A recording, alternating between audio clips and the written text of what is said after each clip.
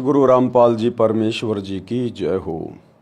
परमपिता परमात्मा सारी सृष्टि के रचनहार कुल मालिक असंख्य ब्रह्मांडों के स्वामी जगत गुरु तीनों लोकों में प्रवेश करके सबका भरण पोषण करने वाले राजाधिराज आत्माधार नाथों के नाथ देवों के देव महादेव सर्वेश्वर महेश्वर मृत्युंजय अजरो अमर आदि अनादि सनातनी प्रभु जगत पिता जगदीश्वर श्री श्री 1008 की उपाधि के वास्तविक अधिकारी अकाल मूर्त शब्द स्वरूपी राम वासुदेव सर्वगतम ब्रह्म परम पूज्य प्रथम पूज्य परम संत परम पुरुष परम धनी परम दयालु सत्य कबीर हक्का कबीर अल्लाहु कबीर अल्लाहु अकबर बाखबर अल्लाह ताला जगत के तारणहार जगत के मुक्तिदाता जगत के जगन्नाथ हारे के सहारे हिंदुओं के राम मुसलमानों के अल्लाह सिखों के वाहिगुरु ईसाइयों के मसीह दया के सागर दया निधि करुणा के सागर करुणा निधि स्वयं भू परिभू संकट मोचन कष्ट हरण मंगल करण दुख भंजन अविगत कबीर निर्विकार निर्विषम परमात्मा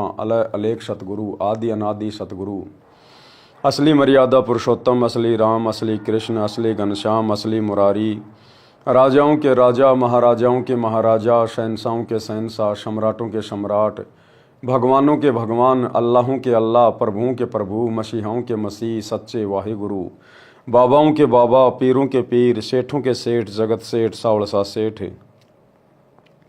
सर्वगुण संपन्न अनंत कोटि कलाओं के स्वामी अनंत कोटि ब्रह्मांडों के नायक योगियों में महायोगी ध्यानियों में महाध्यानी सिद्धों में परम सिद्ध ज्ञानियों में तत्व ज्ञानी ब्रह्म ज्ञानी महाज्ञानी परम ज्ञानी सर्वश्रेष्ठ ज्ञानी विज्ञानी युवा कबीर समरथ कबीर असमवात अमित ओझा सच्चे रहनुमा करीम अल्लाह शुभान अल्लाह दुनिया के अंतिम पैगंबर 8 सितंबर 1951 से गांव धनाना जिला सोनीपत हरियाणा भारतवर्ष की पावन भूमि पे प्रकट रियल कल की भगवान श्री नारायण साकार हरि श्री बाबा साहेब नूर अनंत परमात्मा संत श्रोमणी सतगुरु रामपाल जी परमेश्वर जी के चरण कमल में साध संगति से जुड़े हुए देश विदेश से आप और हम सभी सत्सेवक भाई बहनों का अनंत कोटि दंडवत प्रणाम।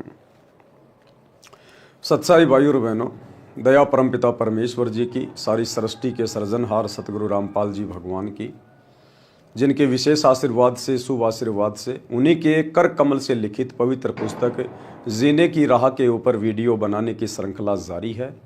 इसी श्रृंखला में आज हमारा ये 21वें नंबर का वीडियो है।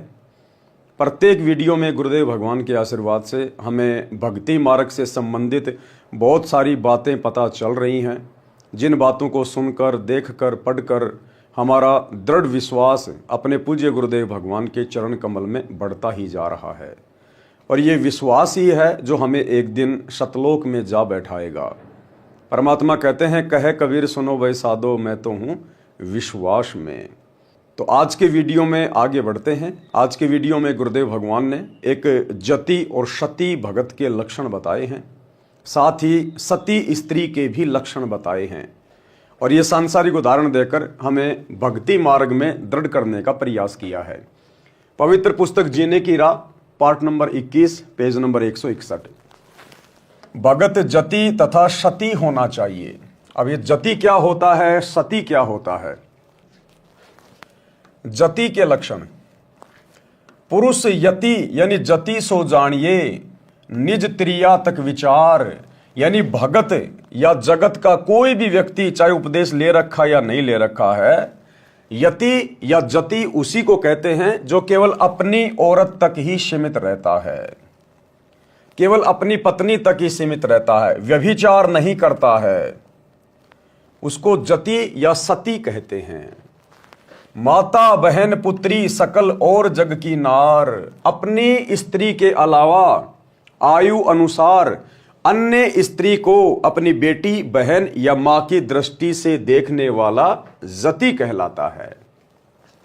भावार्थ, यति पुरुष उसको कहते हैं जो अपनी स्त्री के अतिरिक्त अन्य स्त्री में पति पत्नी वाला भाव ना रखे, पर स्त्री को यानी दूसरी स्त्री को आयु अनुसार माता बहन या बेटी के भाव से जाने, उसको कहते हैं यति पुरुष या जति पुरुष। सती स्त्री के लक्षण, अब स्त्री को कैसा होना चाहिए? सती होना चाहिए। सती कौन होती है? जो अपने पति के अलावा पति वाला भाव अन्य किसी भी गैर पुरुष से ना लाए। आयु अनुसार अन्य को अपना बेटा, अपना भाई या अपना पिता समान समझे। चाहे कोई कितना ही सुंदर पुरुष क्यों ना हो, कितना ही धनवान क्यों ना हो, कितना ही बलवान क्यों ना हो, कितना ही आकर्षक क्यों ना हो, चाहे कोई सोने का पुरुष बना के क्यों ना खड़ा कर दिया जाए, चाहे ऊपर से कोई देवता क्यों ना नीचे उतर के आ जाए, जो सती स्त्री होती है, जो अपने धर्म कर्म की पक्की होती है, वो अपने पति के अतिरिक्त पति वाला भाव यानी मन में गंदे विचार, अश्लील विचार कभी सौपन में भी नहीं लेकर आएगी। उसको कहते हैं सती स्त्री। सती स्त्री के लक्षण: स्त्री सो जो पतिव्रत धर्म धरे, निज पति सेवत जोए, अन्य पुरुष सब जगत में पिता भ्रात सुत होए। अपने पति की आज्ञा में रहे। क्या कह रहे हैं गुरुदेव? सती स्त्री वो है जो अपने पति की आज्ञा में रहे और निज तन मन से लाग, पिया विपरीत न कछु करे, तात्रिया को बड़भाग। अपने पति की आज्ञा में रहे और अपने पति के अतिरिक्त कुछ भी कार्य ना करे। उस स्त्री के बड़े भाग बताए, बड़ी सौभाग्यशाली बताई वो। गुरुदेव भगवान हमें सांसारिक उदाहरण देकर हमें आध्यात्मिकता में दृढ़ करना चाहते हैं। भक्ति मार्ग में सांसारिक स्त्री का उदाहरण देकर परमेश्वर ने हमारी आत्मा से जोड़ा है। आध्यात्मिक मार्ग में आत्मा स्त्री है, हम भगत भाई बहन स्त्री हैं और हमारा पति उपदेश लेने के बाद हमारा गुरुदेव हो जाता है।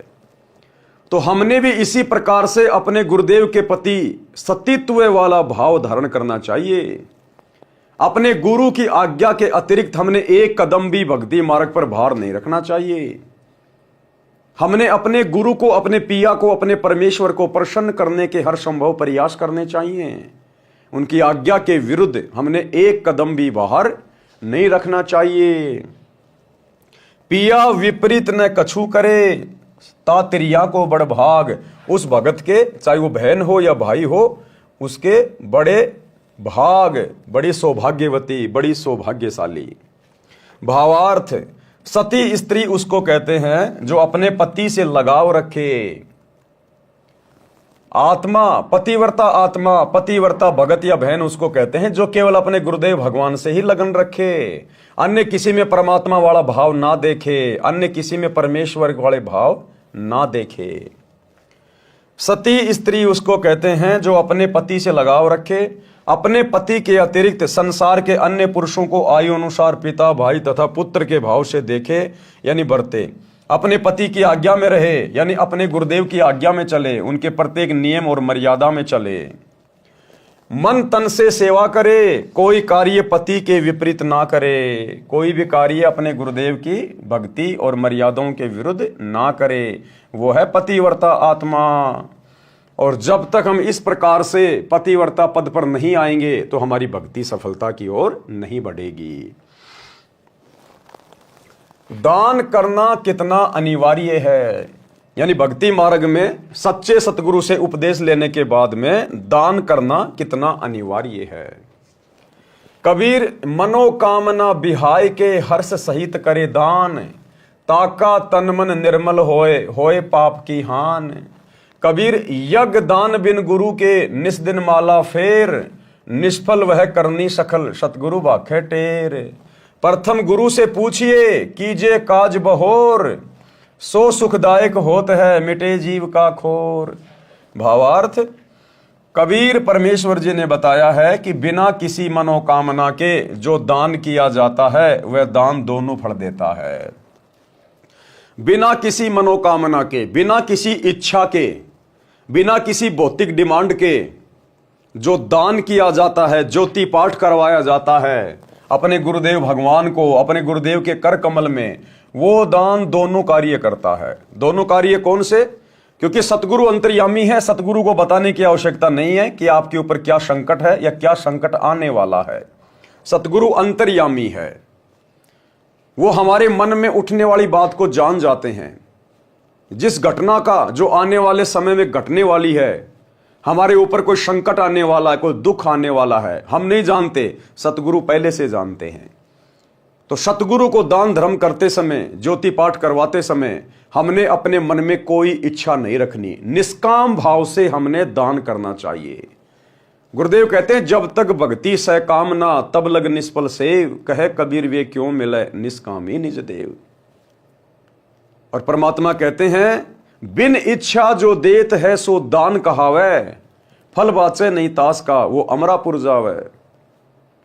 तो बिना इच्छा के, बिना भौतिक डिमांड के यदि हम अपने गुरुदेव को ज्योति पाठ करवाएंगे या दान करेंगे तो हमारे भौतिक जो कार्य हैं, सांसारिक जो कार्य हैं, वो भी हमारे पूरे होंगे, कोई अड़चन नहीं आएगी, कोई बाधा नहीं आएगी बिन मांगे। और दूसरा काम करेगा मोक्ष में, यानी वो दान धर्म, वो कमाई हमारी मोक्ष में भी सहायक होगी। और यदि आपने डिमांड करके गुरुजी को ज्योति पाठ करवाई या दान किया, मन में कोई इच्छा आपके कि ये भगवान एक छोटा सा मेरे को प्लाट मिल जाए, ये भगवान मेरा लड़का नौकरी लग जाए, भले आप अपने गुरु से ना कहिए, लेकिन यदि आपके मन में कुछ इस प्रकार के विचार चल रहे हैं तो वो आपका सांसारिक कार्य तो हो सकता है परमात्मा पूरा कर देगा, आपके पोता भी हो जाएगा, आपका एक प्लाट भी ले लिया जाएगा, आपका बेटा भी नौकरी लग जाएगा, लेकिन वो दान धर्म का फल फिर आपके मोक्ष में काउंट नहीं होगा। तो परमात्मा ने बहुत अच्छा तरीका बताया कि जब भी दान धर्म करो, ज्योति पाठ अपने गुरु जी के हाथों में दो, तो मन में कोई इच्छा मत करो किसी प्रकार की, आंख बंद करके दे दो अपने गुरुदेव के चरणों में। आपके दोनों कार्य सफल होंगे, आपके सांसारिक कार्य भी अंतर्यामी सतगुरु सफल करेगा और मोक्ष में भी वो भक्ति धन आपका ऐड हो जाएगा। कबीर परमेश्वर जी ने बताया है कि बिना किसी मनोकामना के जो दान किया जाता है वह दान दोनों फल देता है। वर्तमान जीवन में कार्य की सिद्धि भी होगी तथा भविष्य के लिए पुण्य जमा होगा, और जो मनोकामना पूर्ति के लिए किया जाता है वह कार्य सिद्धि के पश्चात समाप्त हो जाता है। बिना मनोकामना पूर्ति के किया गया दान आत्मा को निर्मल करता है, पाप नाश करता है। पहले गुरु धारण करो, फिर गुरुदेव जी के निर्देश अनुसार दान करना चाहिए। सबसे पहले तो गुरु धारण करो, और गुरु भी सच्चा पूर्ण गुरु, तत्वदर्शी गुरु, और वो वर्तमान में केवल एक ही है पृथ्वी पे, सतगुरु रामपाल जी। गुरु धारण करने के बाद गुरुदेव जी के निर्देश अनुसार दान करना चाहिए। फिर आपने किसी भी ऐरे गहरे नथु बैरे के हाथों में दान नहीं देना, अपने किसी भी गुरु भाई के हाथों में दान नहीं देना, ज्योति पाठ का पैसा नहीं देना। अपने गुरुजी के निर्देशन में, गुरुजी से आज्ञा लेकर फिर आपने ज्योति पाठ करवानी है। ये नियम है जो गुरुदेव यहां लिख रहे हैं कि गुरु बिन माला फेरते, गुरु बिन देते दान, गुरु बिन दोनों निष्फल है चाहे पूछो वेद पुराण। गुरु बिन दान पुण्य जो करही, मिथ्या होय कभू न फल ही। और गुरुदेव ने हमें निर्देशित किया है, आदेशित किया है सत्संगों में कि बच्चों सुपात्र को दान धर्म करना चाहिए, सुपात्र के हाथों में ज्योति पाठ का पैसा देना चाहिए। और फिर गुरुदेव ने यह भी बताया कि बच्चों सुपात्र इस पूरी पृथ्वी पर आपके गुरु के अलावा कोई दूसरा नहीं है। गुरु का बेटा कभी सुपात्र नहीं होता, गुरु की बेटी सुपात्र नहीं होती, गुरु की पत्नी सुपात्र नहीं होती, गुरु का भाई सुपात्र नहीं है, कोई कोऑर्डिनेटर सुपात्र नहीं है। सतगुरु ही सुपात्र है, या फिर सतगुरु जिसको अपना अधिकारी नियुक्त कर दे, सार्वजनिक तौर पर ठप्पा लगा दे अपना, उसके बाद फिर वो अधिकारी होता है। तो ये ठप्पा भाई अधिकारी वाला जब तक सतगुरु रामपाल जी भगवान धरती पे हैं तब तक किसी और के ऊपर नहीं लगाएंगे, अपने बेटा बेटी के ऊपर नहीं लगाएंगे, भाई बंधुओं के ऊपर नहीं लगाएंगे, किसी कोऑर्डिनेटर के ऊपर नहीं लगाएंगे। तो वर्तमान समय में जो कि 2025 का समय चल रहा है और 2014 में बरवाला कांड हुआ, गुरुदेव भगवान जेल में बैठे हुए हैं। आज गुरुदेव भगवान की गैर हाजिरी में, गुरुदेव भगवान से पूछे बिना, उनसे आज्ञा लिए बिना, उनके ज्ञान के विपरीत लाखों की संगत इन फर्जी सतलोक आश्रमों में जा जाके अपने गुरुदेव के नियम और मर्यादाओं की धज्जियां उड़ा रही है, और बिना गुरु आज्ञा के अर्थात हिसार जेल में जाकर अपने गुरुजी से आज्ञा लिए बिना ज्योति पाठ और दान करवा रही है। किनको? कुपात्रों को, गुरुदेव के परिवार को, कोऑर्डिनेटरों को। और ये कुपात्र संगत की आंखों के सामने उस दान का जी भरकर दुरुपयोग भी कर रहे हैं। क्योंकि कुपात्र तो दुरुपयोग ही करेगा, आपके दान को बर्बाद ही करेगा। अन्यथा भैया सतगुरु का वचन फेल हो जाएगा। फिर सतगुरु ने क्यों कहा कि सुपात्र को दान करना चाहिए और सुपात्र केवल सतगुरु होता है? तो आपने तो कुपात्रों को दे दिया, कुपात्रों को। गुरु का परिवार आपका सतगुरु नहीं है, ये कोऑर्डिनेटर आपके सतगुरु नहीं है। आपने किन कुपात्रों को दे दिया इस परीक्षा के समय में? और ये कुपात्र जी भर के आपके करोड़ों के दान का दुरुपयोग कर रहे हैं, आपके कर्म फोड़ रहे हैं, आपकी मर्यादा तोड़वा रहे हैं। धनाना गांव में करोड़ों रुपये का स्टेडियम बना दिया, जो कि गुरुदेव की आज्ञाओं के खिलाफ, सत्संगों के विपरीत। हरियाणा के जाट आरक्षण में करोड़ों रुपया चंदे के रूप में दे दिया। आनंदपाल सिंह जैसे गैंगस्टरों की सीबीआई जांच के समर्थन में 5 लाख रुपए दे दिए। हरियाणा के गोहाना जाट महासभा का 5वां फ्लोर बनवा दिया गया, जो 1 करोड़ से ऊपर बनेगा। अयोध्या में भंडारा लगा दिया काल पुजारियों के लिए। और भी दुनिया भर के पाखंड आडंबर आए दिन ये लोग आपके दान धर्म के ऊपर करते ही रहते, काल प्रेरणा से आप लोगों की मर्यादा तोड़वाने के लिए। तो भैया सतगुरु का वचन मिथ्या नहीं जाता। सतगुरु ने कह दिया कि दान केवल सुपात्र को दिया जाता है, सुपात्र केवल आपका गुरु है। बाकी आप किसको दे रहे हैं ये आप स्वयं निर्णय कर लीजिएगा। पहले गुरु धारण करो, फिर गुरुदेव जी के निर्देश अनुसार दान करना चाहिए। बिना गुरु के कितना ही दान करो और कितना ही नाम सुमरण की माला फेरो, सब व्यर्थ प्रयत्न है। यह सत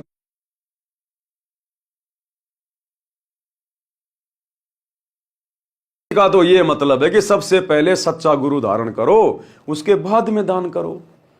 ठीक है भाई साहब, हमने सच्चा गुरु धारण कर लिया सतगुरु रामपाल जी को, अब क्या आंखें बंद करके दान करें किसी को भी? भाई गुरु तो हमने बना लिया सतगुरु रामपाल जी को, तो क्या अब आंखों पे काली पट्टी बांध के रोड पे खड़े भिखारी को पैसे दे दें, किसी भी शराबी को पैसे दे दें, किसी भी उल्टे कार्य में पैसे लगा दें, मंदिर में जाके दान कर दें, मस्जिद में जाके दान कर दें? क्योंकि गुरु तो हमने बना ही लिया, अब हमें दोष क्या लगेगा? तो इन वाणियों का एक नहीं अनेकों अर्थ निकलते हैं। सबसे पहले तो सच्चा गुरु धारण करो दान करने के लिए। सच्चा गुरु धारण करने के बाद गुरु ने जो मर्यादा बताई है कि केवल सुपात्र को दान देना है। अब सुपात्र सतगुरु के अलावा धरती पे कोई दूसरा नहीं है, तो आप किसको दान दे रहे हैं वर्तमान में इन फर्जी सतलोक आश्रमों में जाकर? ये गुरुदेव के आध्यात्मिक निर्देशन के बिल्कुल विपरीत है। विपरीत आपका दान कुपात्रों के हाथों में जा रहा है। प्रथम गुरु की आज्ञा लें, तब अपना नया कार्य प्रारंभ करना चाहिए। वह कार्य सुखदायक होता है तथा मन की सब चिंता मिटा देता है। कोई भी कार्य करने से पहले अपने गुरुदेव भगवान की आज्ञा अवश्य लें। जैसे आप कोई मकान बना रहे हैं, दुकान बना रहे हैं, मकान में आप जी प्रवेश कर रहे हैं, अपना नया कोई कारोबार खोल रहे हैं, तो सर्वप्रथम अपने गुरुदेव की आज्ञा अवश्य लें। और वर्तमान में गुरुदेव भगवान हिसार जेल में बैठे हैं, आम भगत उनसे मिल नहीं सकता, उनके परिवार ने धर्म को धंधा बना लिया, उनके ऊपर विश्वास किया नहीं जा सकता। तो वर्तमान में अपने गुरुदेव के ज्ञान को आधार बनाकर और घर पर दरबार साहिब के सामने अपनी अर्जी अपने गुरुदेव को दंडवत प्रणाम करते हुए हृदय से लगाइए और अपने गुरुदेव से आज्ञा लीजिए और अपना कार्य शुरू कीजिए। कबीर अभ्यागत आगम निरखी, आदर मान समेत, भोजन छाजन बित यथा सदा, काल जो देत। भावार्थ, आपके घर पर कोई अतिथि आ जाए तो आदर के साथ भोजन तथा बिछावना अपनी वित्तीय स्थिति के अनुसार सदा समय देना चाहिए। यानी एक अच्छे व्यक्ति के लक्षण बताए हैं, एक अच्छे भगत के लक्षण बताए गुरुदेव ने। यदि आपके घर पर कोई अतिथि आ जाए, कोई भी आ जाए, और यदि नेक इंसान है, अच्छा इंसान है, तो आदर सत्कार के साथ हमने उसके साथ में वार्तालाप करनी चाहिए, प्यार प्रेम के साथ में भोजन करवाना चाहिए, जैसा भी हमारा सामर्थ्य है। और जैसा भी है, यदि रात्रि को रुकना चाहता है तो बड़े इज्जत के साथ आप उनका बिछावना लगाइए। ये एक नेक इंसान के परमात्मा ने लक्षण बताए हैं। सोई मलेच्छ समझानिए, ग्रही जो दान विहीन, यही कारण नित दान करे, जो नर चतुर परवीन। भावार्थ, जो गृहस्थी व्यक्ति दान नहीं करता वह तो मलेच्छ यानी दुष्ट व्यक्ति के समान है। इसलिए हे बुद्धिमान, नित दान करें, क्योंकि गृहस्थी व्यक्ति के ऊपर पाप कर्म बहुत ज्यादा होते हैं। गृहस्थी व्यक्ति अपने घर में भी काम करते हैं, झाड़ू पोछा भी करते हैं, कपड़े भी धोते हैं, खेतों में काम भी करते हैं, बिजाई भी करते हैं, खेतों की जुताई भी करते हैं, तो उसमें बहुत ज्यादा जीव हत्या होती है। इसलिए गृहस्थी व्यक्ति को सबसे पहले सच्चा सतगुरु धारण करना चाहिए और उसके बाद यथासंभव दान अवश्य करना चाहिए। पात्र कुपात्र विचार के तब दीजिए ताही दान, देता लेता शुक्ल है अंत होए नहीं हान। अब क्या कह रहे हैं गुरुदेव कि पात्र और कुपात्र को विचार कर लेना चाहिए कि दान लेने का पात्र कौन है, यानी सुपात्र कौन है, और कुपात्र कौन होता है। कुपात्र यानी जो अधिकारी नहीं है। कहते हैं दान देने से पहले सुपात्र और कुपात्र जांच कर लेना चाहिए। देता लेता शुक्ल है अंत होए नहीं हान। यदि सुपात्र के हाथ में दान चला गया तो आपको कोई हानि नहीं होगी, और यदि कुपात्र के हाथों में दान दे दिया तो फिर उसका परिणाम भी भयंकर निकलेगा। भावार्थ, दान कुपात्र को नहीं देना चाहिए। अब सतगुरु रामपाल जी के अलावा धरती पर कोई भी सुपात्र नहीं है। इनके अलावा कोई भी ज्योति पाठ और दान का पैसा लेने का वर्तमान में अधिकारी नहीं है। अब वर्तमान में संगत किन के हाथों में दे रही है, स्वयं विचार कर लेना भाई। सुपात्र को दान हर्षपूर्वक देना चाहिए। अब सुपात्र सतगुरुदेव भगवान तो हिसार जेल में बैठे हैं भाई। हिसार जेल में परीक्षा चल रही है। या तो हिसार जेल में अपने गुरुदेव से जाकर आमने सामने प्रत्यक्ष उनसे भेंट करके आज्ञा लेके उसके बाद दीजिए, अन्यथा अपने दान को अपने घर पे रखिए भैया। जब गुरुदेव आए उसी समय उनके कर कमल में दीजिए। सुपात्र गुरुदेव बताया। सुपात्र कौन है? गुरुदेव। और कोई सुपात्र नहीं है धरती पर दान लेने का कोई अधिकारी नहीं है। सुपात्र गुरुदेव बताया है। फिर कोई भूखा है उसको भोजन देना चाहिए। रोगी का उपचार अपने वित्त सामने धन देकर करना। क्या कह रहे हैं गुरुदेव? यदि कोई भूखा है तो उसको भोजन देना चाहिए। भोजन के पैसे नहीं देने चाहिए। नगद 1 रुपया भी भगत ने किसी को नहीं देना अपने गुरु के अलावा। चाहे कोई कितना ही गिड़गिड़ाए, कितना ही रोए, कितना ही नौटंकी करे, भगत ने भावनाओं में नहीं बहना। आवश्यकता से अधिक दया धर्म भी भगत के लिए हानिकारक होता है। हमने राजा जनक जैसी गलती नहीं करनी। उन 12 करोड़ नरक में पड़ी हुई आत्माओं की पुकार सुन के। ये कलयुग की बिचली पीढ़ी है, फूक फूक के कदम रखना पड़ेगा। काल तो वैसी परिस्थितियां प्रकट करेगा हमें डुबोने के लिए, हमारी मर्यादा तुड़वाने के लिए। और सतगुरु भी वर्तमान में जेल में बैठ के वही देख रहा है कि मेरे हैं कितने, मेरे ज्ञान को आधार बनाकर कितने भक्ति कर रहे हैं, देखा देखे में भेड़ की पूंछ पकड़ के कितने चल रहे हैं। आप यदि कोई भूखा है तो उसको भोजन खिला दीजिए। आपके घर से बना के खिला दीजिए, या आप यदि बाजार में हैं और कोई आपसे भोजन की डिमांड कर रहा है, वास्तव में भूखा है, तो किसी भी दुकान से भोजन लेकर आप उसको दे दीजिए। आपने नगद पैसा बिल्कुल भी नहीं देना, बिल्कुल भी। यदि आप जल्दबाजी में हैं, उसको भोजन करवाने की स्थिति में नहीं है, तो हाथ जोड़ लीजिए कि भाई साहब माफ करना, अभी मैं थोड़ा जल्दी में हूं।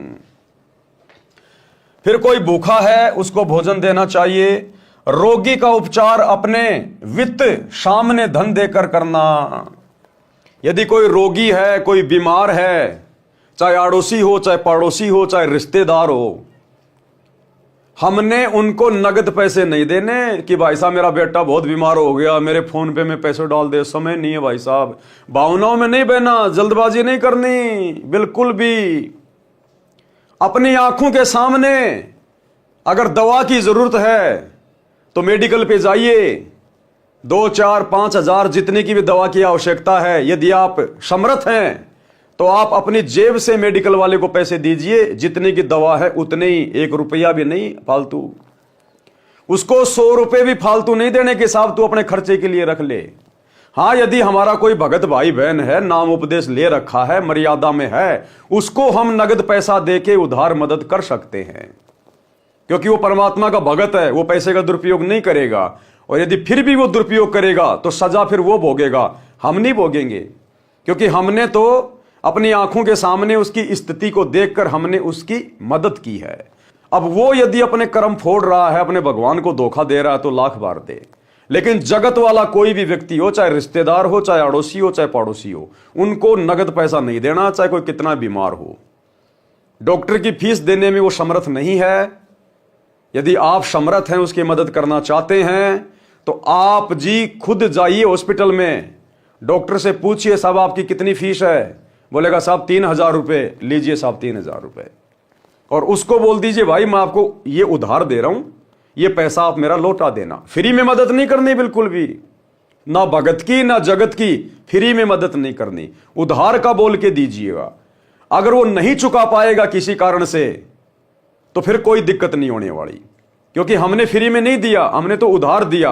अब कोई सामने वाला देने में समर्थ नहीं है या उसकी नीयत खराब हो गई, तो फिर हम भगतों को दोष नहीं है, उसके कर्म फिर उसके साथ में है।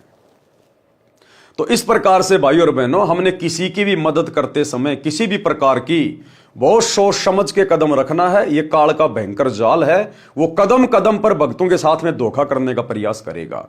हमने भावनाओं में नहीं बहना, जल्दबाजी में कोई डिसीजन नहीं लेना। दुनिया मरे तो मरे, उनकी जल्दबाजी में हम क्यों मरे अपनी मर्यादा तोड़ के।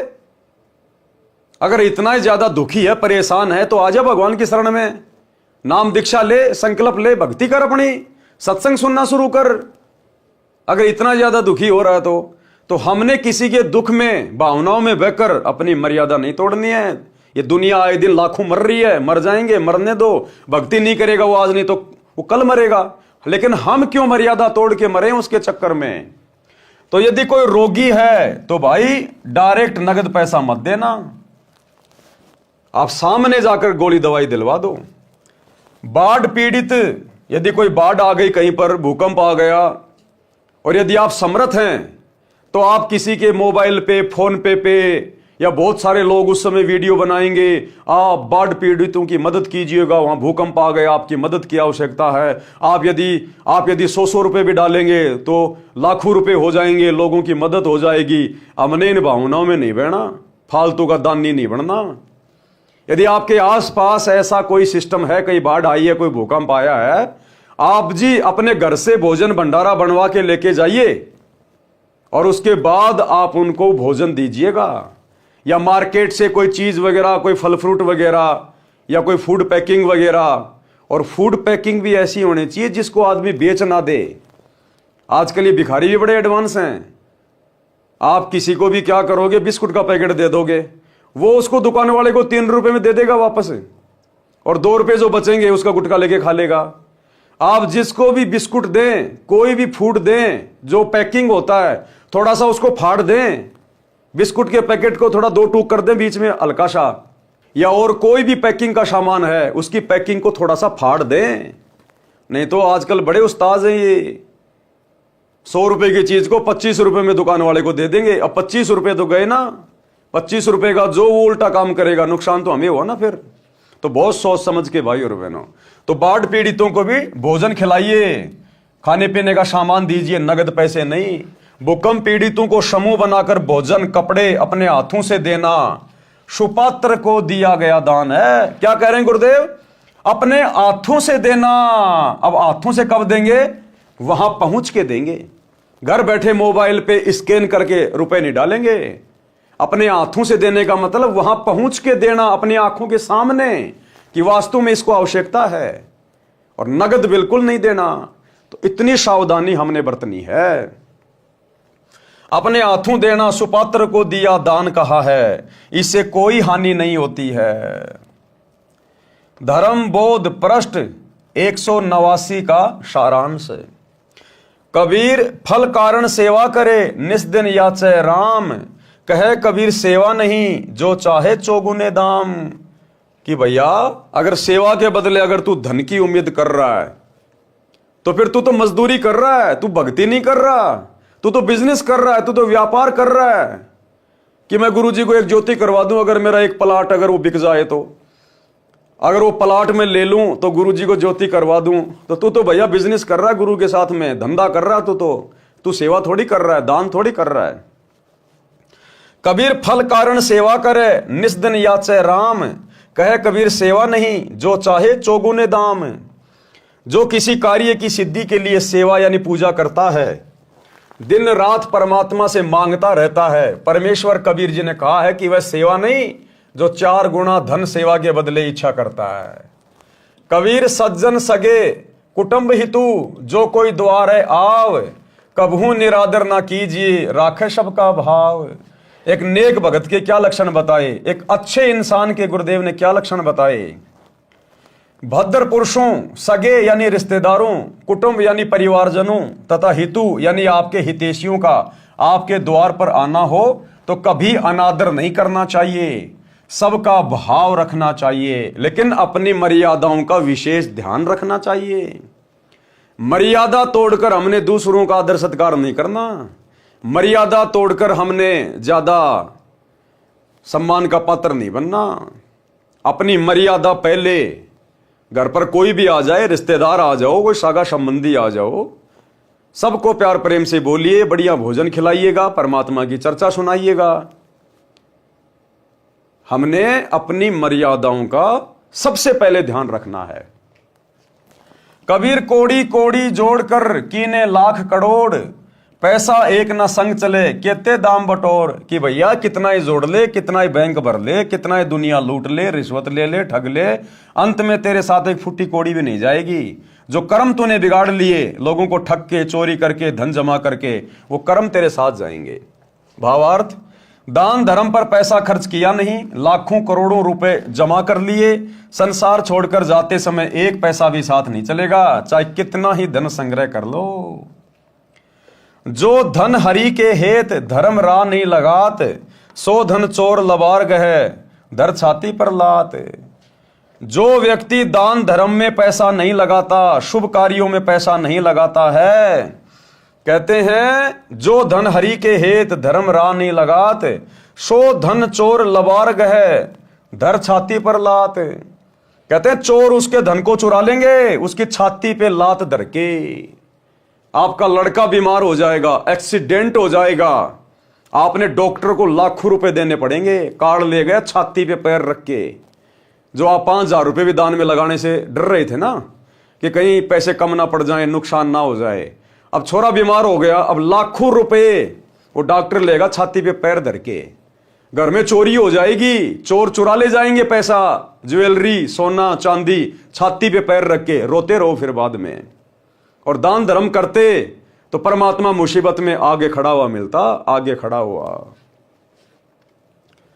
जो धन परमात्मा के निमित्त खर्च नहीं होता, कभी धर्म कर्म में नहीं लगता, उसके धन को डाकू, चोर, लुटेरे छाती ऊपर लात रखकर यानी डरा धमकाकर छीन ले जाते हैं।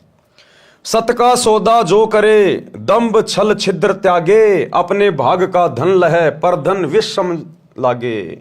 सत का सौदा यानी सत भक्ति जो करे, जो सत भक्ति रूपी धंधा करे, व्यापार करे, और दंभ यानी अहंकार और छल छिद्र त्यागे यानी ये चतुराई, ये कपट, धोखाधड़ी, इसको छोड़ दे और अपने भाग का धन लहे, केवल अपनी किस्मत का धन ही अपना समझे, पर धन विषम लागे। दूसरे का धन, दूसरे का पैसा जहर के समान लगना चाहिए।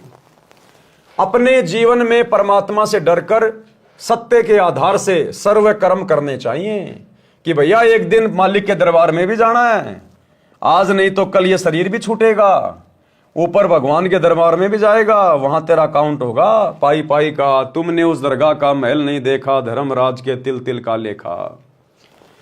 जो अपने भाग्य में धन लिखा है उसी में संतोष करना चाहिए, पर धन को जहर के समान समझें। पर धन क्या, लोगों को लूटना, ठगना, झूठ बोल के धन इकट्ठा करना, रिश्वत वगैरह लेना, ये होता है पर धन हड़पना। भूखा जही घरते फिरे ताको लागे पाप, जिसके घर से कोई व्यक्ति भूखा चला जाता है, कहते हैं वो महापापी व्यक्ति होता है, महापापी। कैसे? कोई रिश्तेदार है आपके घर पे आया, आप उसको भोजन नहीं करवा पाए, आप कह रहे हो भाई साहब भोजन तो करते जाओ, भोजन का समय हो गया, और वो कह रहा है कि नहीं नहीं भाई साहब मेरा पेट भरा हुआ है, मुझे वास्तव में भूख नहीं लग रही। तो वो आदमी फिर आपके घर से भूखा नहीं गया, वो आदमी आपके घर से भूखा नहीं गया, क्योंकि आप तो उसको खिलाना चाह रहे हो, लेकिन किसी कारण से वो नहीं खाना चाह रहा। कोई भी कारण हो सकता है, उसका अपना कोई व्रत हो सकता है, आपके घर का खाना वो नहीं खाना चाहता हो, या वास्तव में उसको भूख नहीं है, लेकिन हमने तो आदर सत्कार से उससे प्रार्थना करी, तो हमारे घर से तो समझो भोजन खा के ही गया है, तो ऐसे में दोष नहीं लगता। हाँ, यदि आपकी बोलचाल से, आपके झगड़ालू स्वभाव से, आपके द्वारा कुछ उल्टा सीधा बोलने से यदि वो व्यक्ति नाराज होकर और भोजन करके नहीं जाता है, या आपने उसको भोजन नहीं करवाया, तो फिर आप जी परमात्मा के दोषी बनते हैं। तो भगत ने आए हुए को एक प्रकार से, जैसे कहते हैं ना कि भाई घर पे आया हुआ तो भगवान समान होता है, मेहमान तो भगवान समान होता है, तो हमने उसी भाव से उनको भोजन पानी के लिए जरूर प्रार्थना करनी चाहिए। और कोई नहीं खा के जाता है अपनी मर्जी से, तो फिर हमें दोष नहीं है। भूखा जहीं करते फिरे ताको लागे पाप, भूखों भोजन जो देत है कटे कोटि संताप। करोड़ों पाप कर्म नष्ट हो जाते हैं जो भूखे को भोजन खिलाता है। अब भाई और बहनों, ये वाणी क्या कह रही है? भूखा जहीं करते फिरे, जिस घर से भूखा व्यक्ति चला जाए ताको लागे पाप। यहां तो गुरुदेव कह रहे हैं अगर आपके घर से कोई भूखा चला गया आपकी कमजोरी के कारण, तो आप बहुत बड़े पाप के भागी हैं। तो सोचिए भाई और बहनों, दूसरे के घरों में घुसकर यदि कोई किसी को भोजन ना करने दे, खाना ना खाने दे, उसके भोजन को उठा के फेंक दे, उनके साथ में मार पिटाई करे बेवजह अपने स्वार्थ के लिए, तो उनको क्या पाप लगेगा? जब घर पे आए हुए व्यक्ति को आपने भोजन नहीं करवाया और किसी कारण से झगड़ा करके निकाल दिया, उसको कितना पाप है। और आप दूसरे के घर में जाके मारपीट करो, उनको भोजन ना करने दो, तो कितना पाप लगेगा? गिनती नहीं है।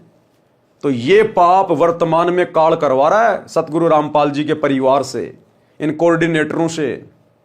साध संगतियों में जाते हैं ये लोग, पुलिस वालों को लेके साध संगतियां बंद करवाने के लिए, भंडारे बंद करवाने के लिए, और वहां जाकर सत्सेवक भाई बहनों के सामान को फेंकते हैं, हलवे राम को फैला देते हैं, भक्तों के साथ मार पिटाई करते हैं, थाने में लेके जाते हैं, उनको भोजन नहीं करने देते, भंडारा नहीं करने देते।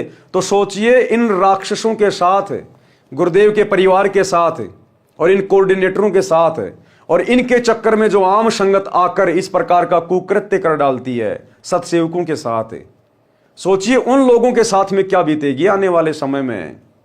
वो तो टोटली परमात्मा के विधान के सैकड़ों गुना ज्यादा खिलाफ कर रहे हैं। इसलिए भाई और बहनों, दास बार बार कहता है कि जो दुर्गति आने वाले समय में संत रामपाल जी के उन भक्तों की होगी जो जानबूझ के आंख बंद करके बैठे हैं, इतनी तो जगत वालों की भी नहीं होगी, क्योंकि ये लोग जानबूझ के सांची तज रहे हैं। भावार्थ, जिस घर से कोई भूखा लौट जाता है उसको पाप लगता है, और भूखों को भोजन देने वालों के करोड़ों विघ्न टल जाते हैं। वैसे तो बहुत सारी साध संगतियों में इन लोगों ने उपद्रव मचाया है, लेकिन विशेषकर जब दिल्ली में साध संगति थी, भोजन भंडारा तैयार था, सभी भगत भाई बहन तकरीबन 40 से 50 दूर दूर से आए हुए अन्य स्टेट से बेचारे शाम को अपने गुरुदेव को भोग लगा रहे थे, बड़ी भोग की आरती के साथ। उसी समय सतलोक आश्रम वालों ने एंट्री मार दी, पुलिस वालों को दारू पिला के लेके गए और भक्तों को बहुत बुरी तरह से मार पिटाई करवाई, थाने में लेके गए, भंडारे को फैला दिया, किसी को भंडारा नहीं करने दिया। बेचारे भगत ना जाने कहां कहां से भूखे आए थे, अपने गुरुदेव को भोग लगा रहे थे कि बाद में चलो भंडारा करेंगे, बेचारे वापस भूखे गए। तो सोचिए भाई और बहनों, ये साध संगतियां वर्तमान में पृथ्वी पर एकमात्र सत्य समागम है। साध संगतियों के समान धर्म कहीं नहीं हो रहा वर्तमान में धरती पर कहीं भी। इन सतलोक आश्रमों में तो पाखंड चल रहा है, कोरा पाखंड। केवल धार्मिक धंधे के लिए संगत को लूटा जा रहा है, अपनी मान बढ़ाई के लिए, दिखावे के लिए लड्डू जलेबी बर्फी। यहां गुरु को परमात्मा मान के उनको भोग नहीं लगाया जाता। ये लोग तो पाप का भोजन खा रहे, दुनिया को खिला रहे इन आश्रमों में। क्योंकि जो अपने गुरु को इष्ट मान के, कबीर भगवान मान के उनको भोग नहीं लगाता है, वो तो समझो पाप खा रहा है, गीता अध्याय 3 श्लोक 13 के अनुसार। तो इन सतलोक आश्रमों से जुड़े भाई बहन, गुरुदेव का परिवार, ये कोऑर्डिनेटर, ये अपने गुरु को इष्ट नहीं मानते। ये तो उस कागज की दाढ़ी मूछ वाली कबीर जी की समझे जाने वाली नकली फोटो को भगवान मानते हैं। तो ये तो वैसे भी पाप का भोजन है, चाहे कितना मर्जी खा लो, कुछ भी खा लो बना के।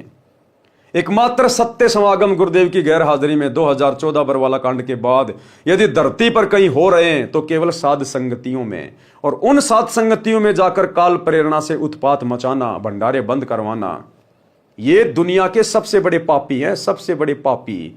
अरे रावण के कोई सींग थोड़ी थे, कंस के कोई सींग थोड़ी थे, हिरण्यकश्यप के कोई सींग थोड़ी थे, लंबे लंबे दांत थोड़ी थे। आप और हमारी तरह इंसान थे, कोई ब्राह्मण जाति में था, कोई यादव जाति में था, लेकिन आज वो राक्षस कहलाए।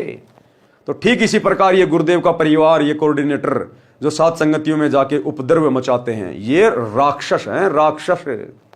ये परिणाम इनको आने वाले समय में बहुत बुरी तरीके से भोगने पड़ेंगे। प्रथम संत को जिमाइए, पीछे भोजन भोग, ऐसे पाप को टाड़िए, कटे नित्य का रोग। प्रथम संत को जिमाइए। अब भैया हम रोजाना संत को कहां से लाएं जिमाने के लिए? रोजाना भगत कौन आएगा आपके घर पे भंडारा करने के लिए? और रोजाना संत को भोजन करवाए बिना आपके पाप कटेंगे नहीं।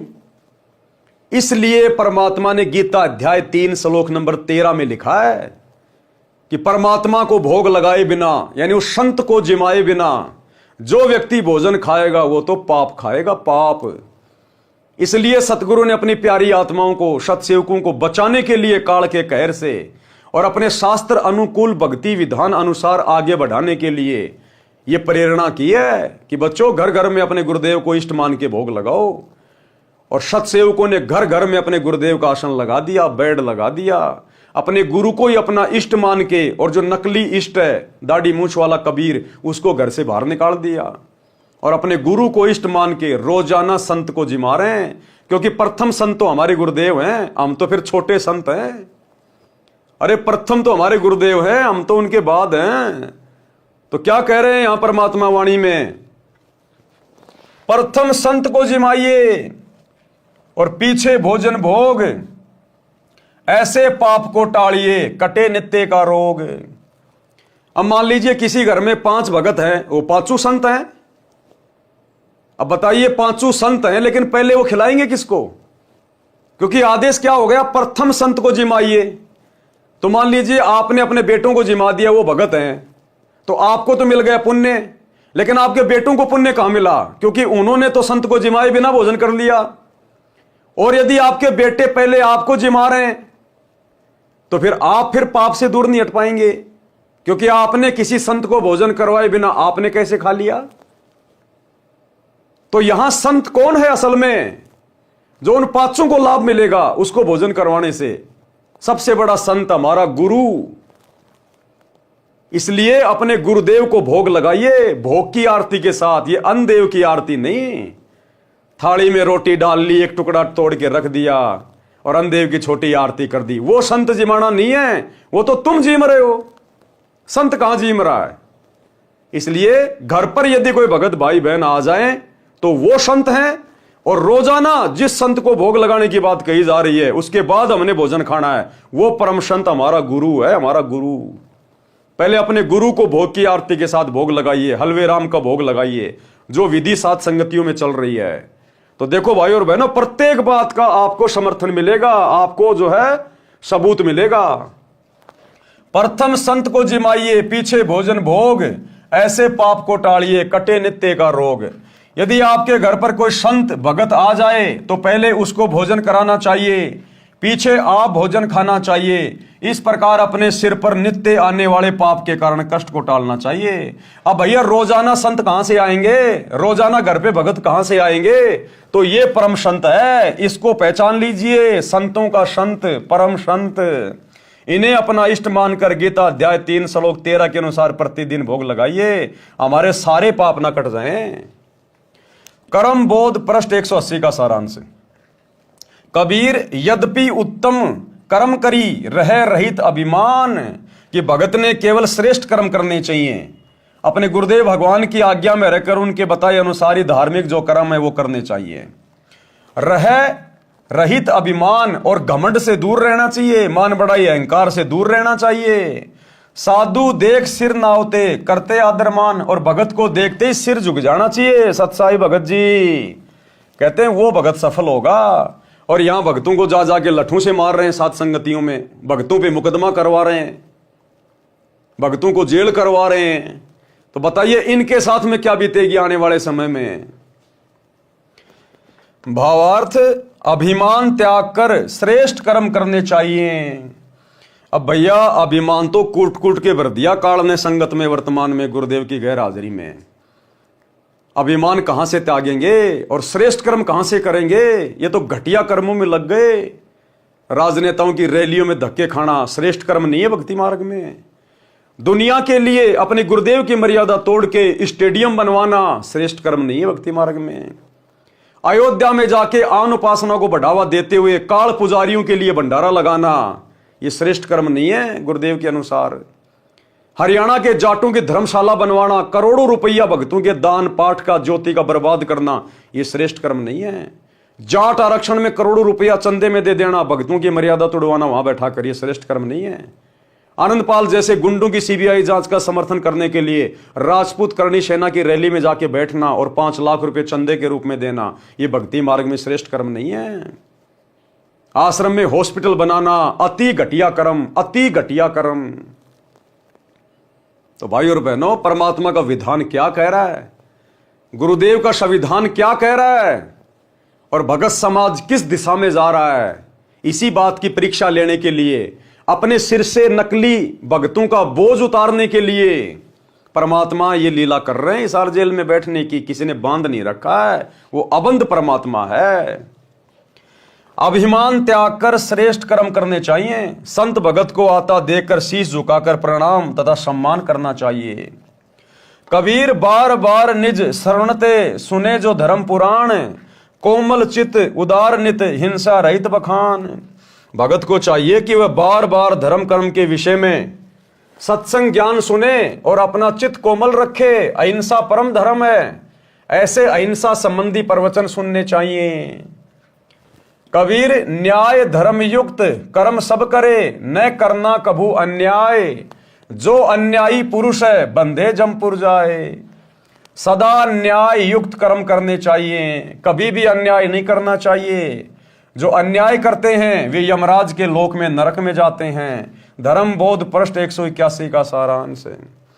आम संगत यदि बेचारी कानों में सोना पहन ले, कोई चांदी के आभूषण पहन ले, तो तुरंत उनका सतलोक आश्रम वालों की तरफ से पीला पर्चा निकाल दिया जाता है कि गुरुजी का आदेश है, ये अभी तक सोना पहनता है और सारनाम भी ले रखा है, इसकी सभी आश्रमों से नामदान सेंटरों से नो एंट्री की जाती है। और गुरुजी की लड़की मंजू देखे कोई माई का लाल उससे छुड़वा देना कानों में सोना पहनना। अरे गुरु की बड़ी लड़की जिसने सारनाम ले लिया, सार शब्द ले लिया, बस वो तो सतलोक के लिए तैयार बैठी है, कभी भी जा सकती है। उसका सोना पहनना छुड़वा दो ना कोई माई का लाल। आज 2025 तक तो सोना पहनना छोड़ा नहीं है, आगे की मैं कह नहीं सकता। तो ये न्याय नहीं हो रहा, ये अन्याय हो रहा है, अन्याय। आम संगत का तो पीला पर्चा निकाल दिया जाता है छोटी सी बात पे, और गुरुजी के लड़के सरेआम सोना पहन के घूम रही है, कोई माई का लाल उसकी नो एंट्री करके दिखाओ ना। तो ये अन्याय हो रहा है, न्याय नहीं हो रहा। सदा न्याय युक्त कर्म करने चाहिए, कभी भी अन्याय नहीं करना चाहिए। जो अन्याय करते हैं वे यमराज के लोक में नरक में जाते हैं। धर्म बोध पृष्ठ 181 का सारांश है। कबीर गृह कारण में पाप बहु नित लागे सुन लोए, ताही ते दान अवश्य दूर ताही ते होए। कबीर चक्की चौके चूल्हे में झाड़ू और जलपान, गृही आश्रमी को नित्य है पाप पांचे विधिजान। यानी 5 प्रकार से गृहस्थी व्यक्ति को रोजाना पाप लगता है। आटा पीसता है उस समय जीव मरते हैं, घर में झाड़ू चौका होता है उस समय जीव मरते हैं, चूल्हे में खाना बनाया जाता है उसमें जीव मरते हैं, झाड़ू लगाई जाती है, और जलपान यानी खाना वाना खाते समय, बर्तन वर्तन धोते समय, खेतों में काम करते समय। तो कहते हैं गृहस्थी व्यक्ति को तो सच्चे सतगुरु से अवश्य दीक्षा लेनी चाहिए, इसमें तो बिल्कुल भी चूक नहीं करनी चाहिए, और दान धर्म फिर डट के करना चाहिए। भावार्थ, गृहस्थी को चक्की से आटा पीसने में, खाना बनाने में चूल्हे में अग्नि जलाई जाती है, चौका अर्थात स्थान लीपने में, तथा झाड़ू लगाने तथा खाने तथा पीने में 5 प्रकार से पाप लगते हैं। हे संसारी लोगों सुनो, इन कारणों से आपको नित्य पाप लगते हैं, इसलिए दान करना आवश्यक है। ये पाप दान करने से ही नाश होंगे। गुरुदेव कहते हैं जो चौका तुम देवो नित्या, 1000 ब्राह्मण की है हत्या। माता बहनें रोजाना घर में जो पोंछा लगाती हैं, या पहले गारा से गोबर से जमीन को लिपा करते थे, आजकल जैसे पोंछा वगैरह मार देते हैं, वाइपर मार देते हैं। तो गुरुदेव कहते हैं 1000 ब्राह्मणों की हत्या के बराबर पाप होता है, इतने जीव मरते हैं। इसलिए गृहस्थी व्यक्ति को सच्चा सतगुरु धारण करके और दान धर्म अवश्य करना चाहिए, तभी उनके वो पाप कटेंगे। क्योंकि पाप बहुत प्रकार के होते हैं और कई प्रकार से उनका नाश होता है। कुछ पाप ऐसे होते हैं जो सत्संग सुनने से नष्ट हो जाते हैं, कुछ पाप गुरुदेव ने ऐसे बताए जो सुमरण करने से नष्ट होंगे, कुछ पाप जो है वो गुरुदेव के दर्शन करने से, कुछ उनके आशीर्वाद से, और कुछ आपके तीनों समय की आरती से, कुछ सत्संग सुनने से, और कुछ पाप ऐसे होते हैं जो केवल दान धर्म करने से ही नष्ट होते हैं। इसलिए दान करना आवश्यक है, लेकिन भाइयों और बहनों ध्यान रखना है भावनाओं में बह के नहीं, किसी कुपात्र को नहीं, अपने किसी भगत भाई को नहीं, केवल अपने गुरुदेव को, क्योंकि सुपात्र गुरुदेव हैं। वर्तमान में हमारे गुरुदेव हिसार जेल में बैठे हुए हैं, तो हमने संकल्प कर लेना है अपने घर पे ज्योति का, पाठ का, दान का संकल्प कर लो। पैसा अपने पास में रखो, जब गुरुदेव आए उसी समय उनके हाथ में दो, किसी कुपात्र के हाथ में नहीं देने हमने भावनाओं में बह के। ये परमात्मा है, परम साधु है, और कहते साधु भूखा भाव का, धन का भूखा नहीं, जो कोई धन का भूखा वो साधु भी नहीं। इसलिए गुरुदेव की गैर हाजिरी में यदि गुरुदेव ने किसी को अधिकारी नियुक्त नहीं कर रखा है दान धर्म लेने के लिए, तो आपने किसी भी कुपात्र के हाथ में, चाहे उनका बेटा हो, चाहे बेटी हो, चाहे कोऑर्डिनेटर हो, चाहे कोई भी हो, कोई कितना डराए, कितना धमकाए, कितना पीड़ा पर्चा निकाले, कुछ भी कहे, हमने अपने कर्म नहीं फोड़ने। ये हमारी दृढ़ता की परीक्षा ले रहा है परमात्मा वर्तमान में। कबीर कछु कटे सत्संग ते, कछु नाम के जाप, कछु संत के दर्शते, कछु दान प्रताप। भगत के पाप कई धार्मिक क्रियाओं से समाप्त होते हैं, कुछ सत्संग वचन सुनने से, ज्ञान यज्ञ के कारण, कुछ नाम के जाप से, कुछ संत के दर्शन करने से, तथा कुछ दान के प्रभाव से समाप्त होते हैं। जैसे वस्त्र पहनते हैं, मिट्टी धूल लगने से मैले होते हैं, उनको पानी साबुन से धोया जाता है, इसी प्रकार नित्य कार्य में पाप लगना स्वाभाविक है। इसी प्रकार वस्त्र की तरह सत्संग वचन नाम सुमरण दान व संत दर्शन रूपी साबुन पानी से रोजाना धोने से आत्मा निर्मल रहती है, भक्ति में मन लगा रहता है। अब देखो भाई और बहनों, वर्तमान में हम सभी सत्सेवक भाई बहन, हम ना किसी आश्रम में जाते, ना हम इन आश्रमों में जाके अपने गुरुदेव की गैर हाजिरी में किसी को ज्योति पाठ और दान का पैसा दे रहे। उसके बावजूद भी आप और हम भगत भाई बहनों की भक्ति इन आश्रम वालों से, गुरुदेव के परिवार वालों से, इन कोऑर्डिनेटरों से लाख गुना अच्छी चल रही है, लाख गुना अच्छी। गुरुजी के प्रति जो भाव हमारे हैं इनके वर्तमान में नहीं है। जो श्रद्धा गुरुदेव के प्रति आप और हमारी है इनकी नहीं है। मर्यादा तोड़ने से, कोई भी पाप करने से जितना हम सत्सेवक भाई बहन डरते हैं, ये लोग नहीं डरते, ये तो खुले सांड हो गए। जबकि हम दान भी नहीं कर रहे वर्तमान में। क्यों? क्योंकि वर्तमान में दान करें किसको, ये हमारी परीक्षा चल रही है। हम भाई बहन संकल्प कर लेते हैं, हमारे गुरु परमात्मा है, अंतर्यामी है, पूर्ण संत हैं, वे हमारे भाव देखकर हमारे दान को जो हम घर से कर लेते हैं, संकल्प करके, ज्योति पाठ करके, परमात्मा उसको स्वीकार कर लेते हैं। इसलिए हमारी आत्मा निर्मल है, हमारा मन निर्मल है, इसलिए हमारा भक्ति में मन लग रहा है। हम मर्यादा शौपन में भी तोड़ने की नहीं सोच सकते। हमें डर है, भय है कि कहीं गुरुदेव भगवान नाराज ना हो जाए, मेरी भक्ति बर्बाद ना हो जाए। तो उधर तो दान धर्म करते करते, लड्डू जलेबी बर्फी खाते खाते, सारे उल्टे कर्म करते करते भी उन लोगों का भाव नहीं बन रहा, अपने गुरु को इष्ट नहीं मान रहे, बात बात पे मर्यादा तोड़ रहे हैं। और इधर हम भाई बहन 10 साल हो गए आश्रमों का मुंह भी नहीं देख रहे, इन कुपात्रों को ज्योति पाठ का एक नया रुपया भी नहीं दे रहे, और फिर भी हमारी भक्ति दिन रात ऊपर की ओर बढ़ रही है। तो गुरुजी किसके साथ है? ज्ञान आधारी भगत के साथ है, मर्यादित भगत के साथ है। और जब दान धर्म करने का समय आएगा, जब हमारे गुरुदेव हमारे समक्ष आएंगे, आश्रम में आएंगे, जहां भी आएंगे, जितना हमारा सामर्थ्य है उससे कहीं ज्यादा दिल खोलकर अपने गुरुदेव के चरणों में अर्पित करेंगे। क्योंकि नियम है भक्ति का कि पात्र को पात्र विचार कहता ही दीजिए दान। तो भैया वर्तमान में तो सब कुपात्र हैं, सुपात्र तो जेल में बैठा हुआ है, उनके आने के बाद ही देंगे। उनके परिवार को, इन कोऑर्डिनेटरों को आश्रमों में जाके इन कुपात्रों को दान धर्म देकर हम अपने कर्म नहीं फोड़ सकते, परीक्षा के समय में गुरुजी को नाराज नहीं कर सकते। कबीर जो धन पाए न धर्म करत, ना ही सदव्यवहार, सो प्रभु के चोर हैं फिरते मारो मार। जो धन परमात्मा ने मानव को दिया है उसमें से जो दान नहीं करते और ना अच्छा आचरण करते हैं वे परमात्मा के चोर हैं, जो माया जोड़ने की धुन में मारे मारे फिरते हैं। संत गरीबदास जी ने भी कहा है कि जिन हर की चोरी करी और गए राम गुण भूल, ते विदना बागुल किए रहे उर्द मुखजूल। यही प्रमाण गीता अध्याय 3 श्लोक 10 से 13 में कहा है कि जो धर्म कर्म नहीं करते, जो परमात्मा द्वारा दिए धन से दान आदि धर्म कार्य नहीं करते, वे तो चोर हैं। वे तो अपना शरीर पोषण करने के लिए अन्न पकाते हैं, धर्म में नहीं लगाते, वे तो पाप ही खाते हैं।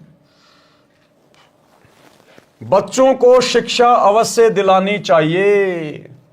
बच्चों को भगत ने शिक्षा अवश्य दिलानी चाहिए। या कौन सी शिक्षा की बात हो रही है? धार्मिक शिक्षा की। यानी बच्चों को सतगुरु से उपदेश दिलाना चाहिए, यह धार्मिक शिक्षा है। सत्संग सुनाना चाहिए, यह धार्मिक शिक्षा है। क्या कह रहे हैं परमात्मा? बच्चों को शिक्षा अवश्य दिलानी चाहिए। कबीर मात पिता सो शत्रु हैं, बाल पढ़ावे नाही, हंसन में बगुला यथा तथा अनपढ़ सो पंडित माही। भावार्थ, जो माता पिता अपने बच्चों को पढ़ाते नहीं, वे अपने बच्चों के शत्रु हैं। अशिक्षित व्यक्ति शिक्षित व्यक्तियों में ऐसा होता है जैसे हंस पक्षियों में बगुला। अब देखो क्या लिख रहे हैं गुरुदेव, यहां पढ़ाने का तात्पर्य धार्मिक ज्ञान कराने से है, सत्संग आदि सुनने से है। ये नहीं कि यार गुरुजी ने कह दिया अब तो मैं मेरे बच्चे को इंजीनियर बनाऊंगा, डॉक्टर बनाऊंगा, वकील बनाऊंगा।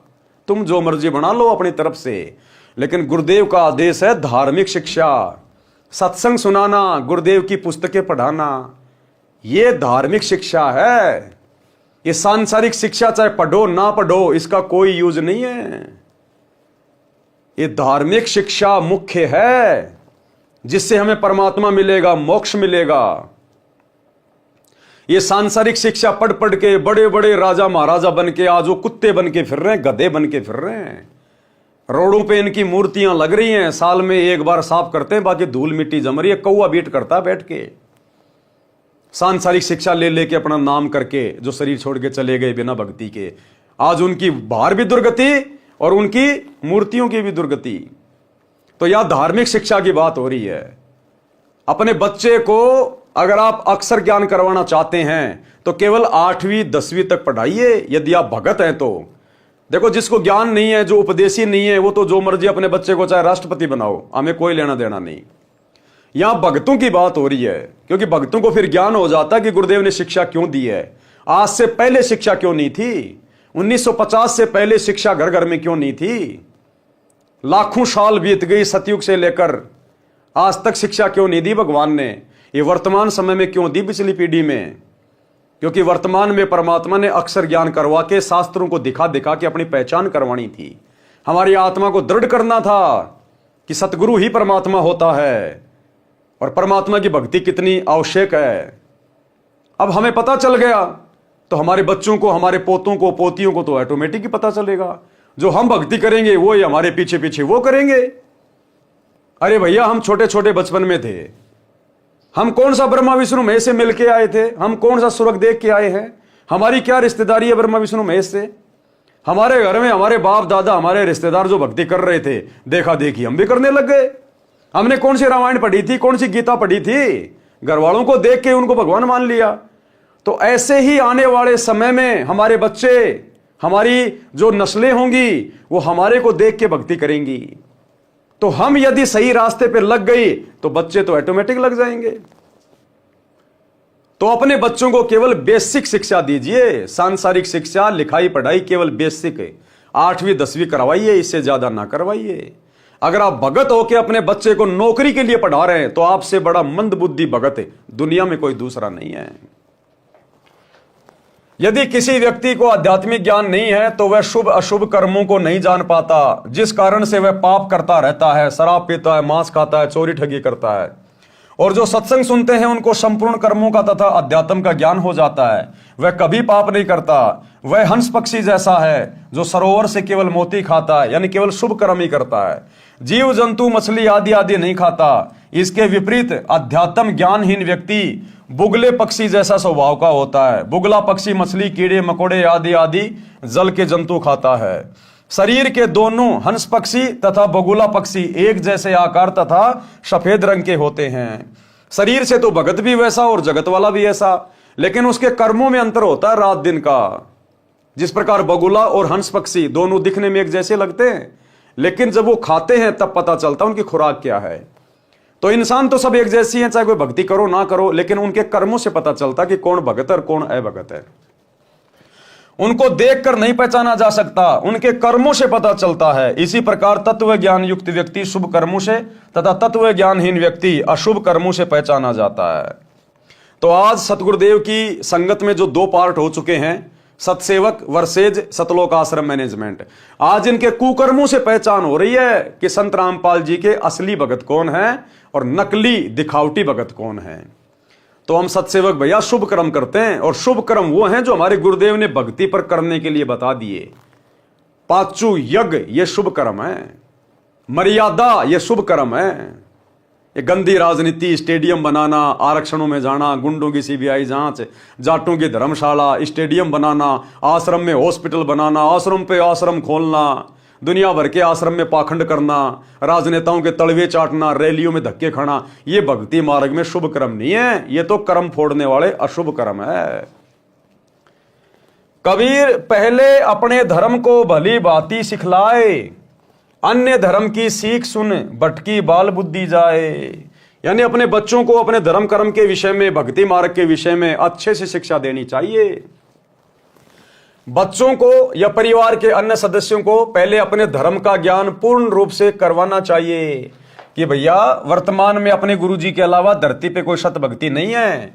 इस भक्ति से ही हम जन्म जन्मांतर का, जन्म मरण का रोग नष्ट करवा सकते हैं, नरक की घोर यातनाएं समाप्त हो सकती हैं, 84 लाख योनियों में गधे कुत्ते सूअर वाले कष्टों से दूर हो सकते हैं, सतलोक में जाकर अखंड सुख भोग सकते हैं, हमारा ये लोक भी सुखी, हमारा परलोक भी सुखी। इसलिए हमने गुरुजी की 3 समय की आरती, सुमरण करना, सत्संग सुनना, 5 यज्ञ करना बहुत जरूरी है। हमने अन्य बच्चों की तरह फालतू में त्योहार मनाना, परंपराओं को निभाना, हमने ये काम नहीं करने। मोबाइल में गेम वगैरह नहीं खेलने, दान धर्म करना चाहिए अपने गुरुजी को, भगत ने मीठा बोलना चाहिए, गाली गलौच नहीं निकालनी चाहिए है, मोबाइल में कोई गेम नहीं खेलना चाहिए, कोई अश्लील कोई फिल्म वगैरह नहीं देखनी चाहिए।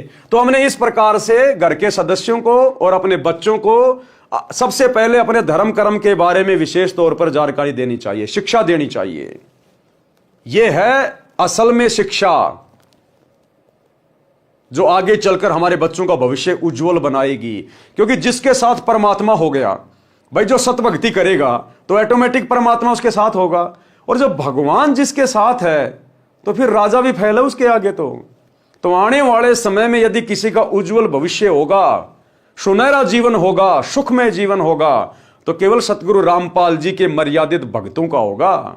यहां के राजा को भी वो सुख नहीं होंगे जो सुख और मानसिक शांति सतगुरु रामपाल जी के सत भक्तों को होगी।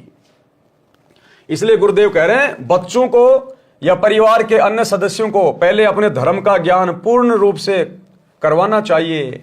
जिनको अपने धर्म यानी धार्मिक क्रियाओं का ज्ञान नहीं, वह बालक जैसी बुद्धि का होता है, चाहे 80 साल का क्यों ना हो। यानी जिसको सतगुरु रामपाल जी की सत भक्ति का ज्ञान नहीं, मोक्ष मार्ग का ज्ञान नहीं, वो चाहे देश का राष्ट्रपति है, चाहे 90 साल का है, कितना बड़ा धनपति है, वो बालक बुद्धि का आदमी है, बालक बुद्धि का आदमी। उसने तो अपना मूल धन अपने समाज से बर्बाद कर दी। वे अन्य धर्म पंथ की शिक्षा सुनकर भटक जाते हैं। जिनको अपने धर्म यानी पंथ का संपूर्ण ज्ञान है वह भ्रमित नहीं होता। तो हम सत्सेवकों को भैया अपने 13वें यथार्थ कबीर पंथ का संपूर्ण ज्ञान दे दिया गुरुदेव ने। इसलिए हम राजनीति करके भटके नहीं, हम आरक्षणों में जाके भटके नहीं, हम गुंडों की सीबीआई जांच में जाके भटके नहीं, चंदे के रूप में दान का पैसा उनको दे के भटके नहीं, हमने स्टेडियम खुलवाकर भटके नहीं, अयोध्या में भंडारा लगाकर हम भटके नहीं, आश्रमों पे आश्रम खोलकर भटके नहीं, कुपात्रों को ज्योति पाठ और दान का पैसा दे के भटके नहीं, आश्रमों में गुरुदेव के ज्ञान और विधान के खिलाफ हॉस्पिटल खोलकर भटके नहीं। क्यों? क्योंकि हमें गुरुदेव ने धर्म और कर्म का और पंथ का संपूर्ण ज्ञान दे दिया और हमने समझ लिया। इसलिए हम काल के जाल में नहीं फंसे, गुरुदेव के परिवार के चंगुल में नहीं फंसे, हम कोऑर्डिनेटरों के दबाव में नहीं आए, हम लोकलाज में नहीं आए, हमने मर्यादा नहीं तोड़ी, क्योंकि हमारे को अपने धर्म का और पंथ का पूरा ज्ञान गुरुदेव ने दे दिया। जिनको अपने धर्म यानी पंथ का संपूर्ण ज्ञान है वह भ्रमित नहीं होता। धर्म बोध पृष्ठ 182 का सारांश। कबीर, जो कछु धन का लाभ हो शुद्ध कमाई कीन, ता धन के 10वें अंश को अपने गुरु को दीन। 10वां अंश गुरु को दीजिए, अपना जन्म सफल कर लीजिए। भावार्थ, शुद्ध नेक कमाई से जो लाभ होता है उसका 10वां भाग अपने गुरुदेव को दान करना चाहिए। यानी अपनी आमदनी का, आप चाहे नौकरी करते हैं, चाहे मजदूरी करते हैं, चाहे आप खेती बाड़ी करते हैं, अपनी आमदनी का, कौन सी आमदनी? जो आपने नेक तरीके से कमाई है। अब सतगुरु का भगत होगा, जिसको ज्ञान होगा, वो छल कपट तो करेगा नहीं, धोखाधड़ी तो करेगा नहीं। तो जो भी धंधा करेगा ईमानदारी से करेगा, और भक्ति करेगा और ईमानदारी से धंधा करेगा तो परमात्मा उसको सहयोग देगा। तो उस कमाई का 10% भाग अपने गुरुजी के चरणों में समर्पित करना चाहिए। यदि आप रोजाना 100 रुपए कमा रहे हैं, यदि आप रोजाना 100 रुपए कमा रहे हैं, यानी आपको लाभ हो रहा है 100 रुपए का, तो आपने उसका 10वां हिस्सा यानी 100 में से 10 रुपए आपने अपने गुरुजी को दान करने चाहिए। जब भी आप अपने गुरुदेव के पास आश्रम में जाओ, अपने गुरुदेव को उस समय दान करना चाहिए। यानी जो भी धंधा आप कर रहे हैं और उसका जो लाभ होता है, आपका खर्चा पिर्चा काट के जो शुद्ध जो कमाई होती है, उस कमाई के 10वें हिस्से की बात हो रही है। ऐसा नहीं कि आप जी सुबह 1000 रुपए की सब्जी लेके गए और आप जी 500 रुपए उसमें से कमा के और आप जी अपने घर पे जो है 1500 रुपए ले आए, तो आपने जो है वो 1500 रुपए में से 10वां अंश नहीं निकालना, क्योंकि 1000 तो आपके पास थे पहले। आपने उससे कमाया कितना? 1000 रुपए से 500 रुपए। तो 500 रुपए का 10% यानी आपकी जो कमाई है, आपका जो प्रॉफिट है, आपका जो लाभ है, मूलधन को छोड़ के आपका जो लाभ है, उसका 10वां अंश आपने गुरुदेव के चरणों में देना है। यदि आपने खेती बाड़ी की है, आपके घर पर 20 क्विंटल अनाज हो गया, अब अपना सारा खर्चा पिर्चा काट के और आपको जो कमाई हुई है उसका 10% अपने गुरु को दीजिए। आप नौकरी करते हैं, आपकी 20,000 रुपए की सैलरी है, लाख रुपए की सैलरी है, वो आपका प्रॉफिट ही प्रॉफिट है, उसमें कोई मूलधन नहीं है। तो आपने लाख रुपए में से 10वां अंश 10,000 रुपए निकालकर गुरुदेव को देने चाहिए। इस प्रकार से अपनी आमदनी का, नेक कमाई का, अपने प्रॉफिट का 10वां अंश अपने गुरुदेव को दान करना चाहिए। कबीर, जे गुरु निकट निवास करे तो सेवा कर नित्य, जो कछु दूर बसे पल पल ध्यान से हित। यदि गुरुजी का स्थान आपके निवास के निकट है तो प्रतिदिन सेवा के लिए जाइए, यदि दूर है तो उनकी याद पल पल करनी चाहिए। इससे भगत का हित होता है, यानी लाभ प्राप्त होता है।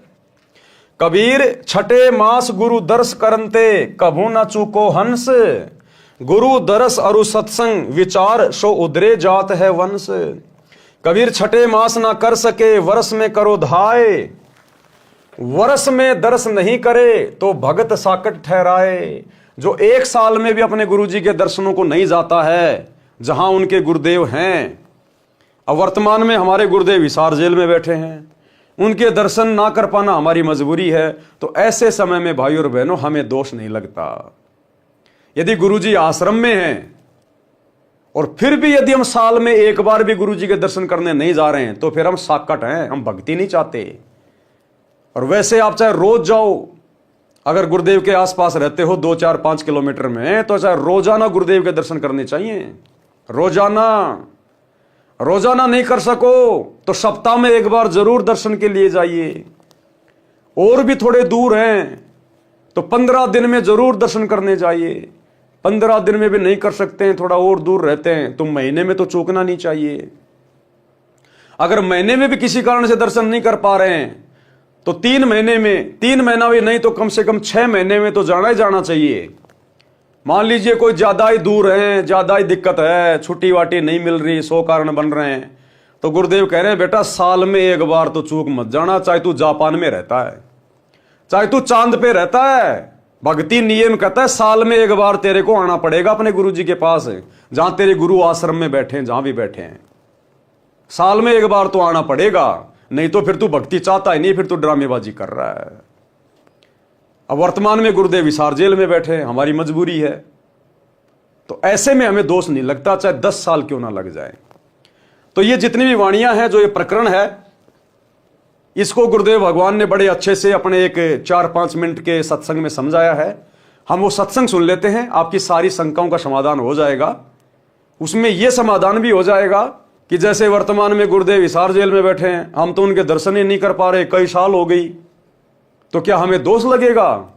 तो उसका भी समाधान गुरुदेव ने उसमें कर रखा है कि बच्चों, जब मैं रोहतक की जेल में गया था करोथा कांड के सिलसिले में 21 महीने, जब बाहर आया मैंने सत्संग सुनाया तो कई भक्तों को शंका हो गई कि गुरुजी हम तो आपके 21 महीने दर्शन नहीं कर पाए, फिर हमारा तो नामखंड हो गया होगा, क्योंकि आप कह रहे हैं साल में एक बार जरूर दर्शन करने चाहिए। तो गुरुदेव ने कहा कि बच्चों, ऐसी परिस्थितियों में नामखंड नहीं होता। आप तो चाह रहे थे गुरुजी के दर्शन करना, लेकिन आपकी मजबूरी थी, इसलिए ऐसी स्थिति में नामखंड नहीं होता। जब गुरुजी सामान्य स्थिति में हो, आश्रम में हो, उस समय यदि आप 1 साल में नहीं आते हो तो आपको नाम रहित माना जाएगा। सुनिए सत्संग। परमात्मा बार बार प्रार्थना करते हैं कि संत मिलन को चालियो,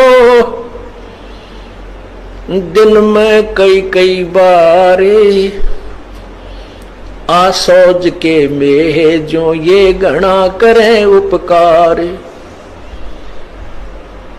भाई कई बार ना जा सके तो संत दर्श 2 बखत कर ले, कह कबीर संत दर्श ते यू काल दगा ना दे। 2 बखत भी ना कर सके तो दिन में कर एक बार, कह कबीरता दास का बेड़ा हो जा पार। फिर परमात्मा बताते हैं कि एक बार भी नहीं कर सकता है, दूरी ज्यादा हो जाती है, तो कहते हैं सप्ताह में 1 बार अवश्य कोशिश कराने की।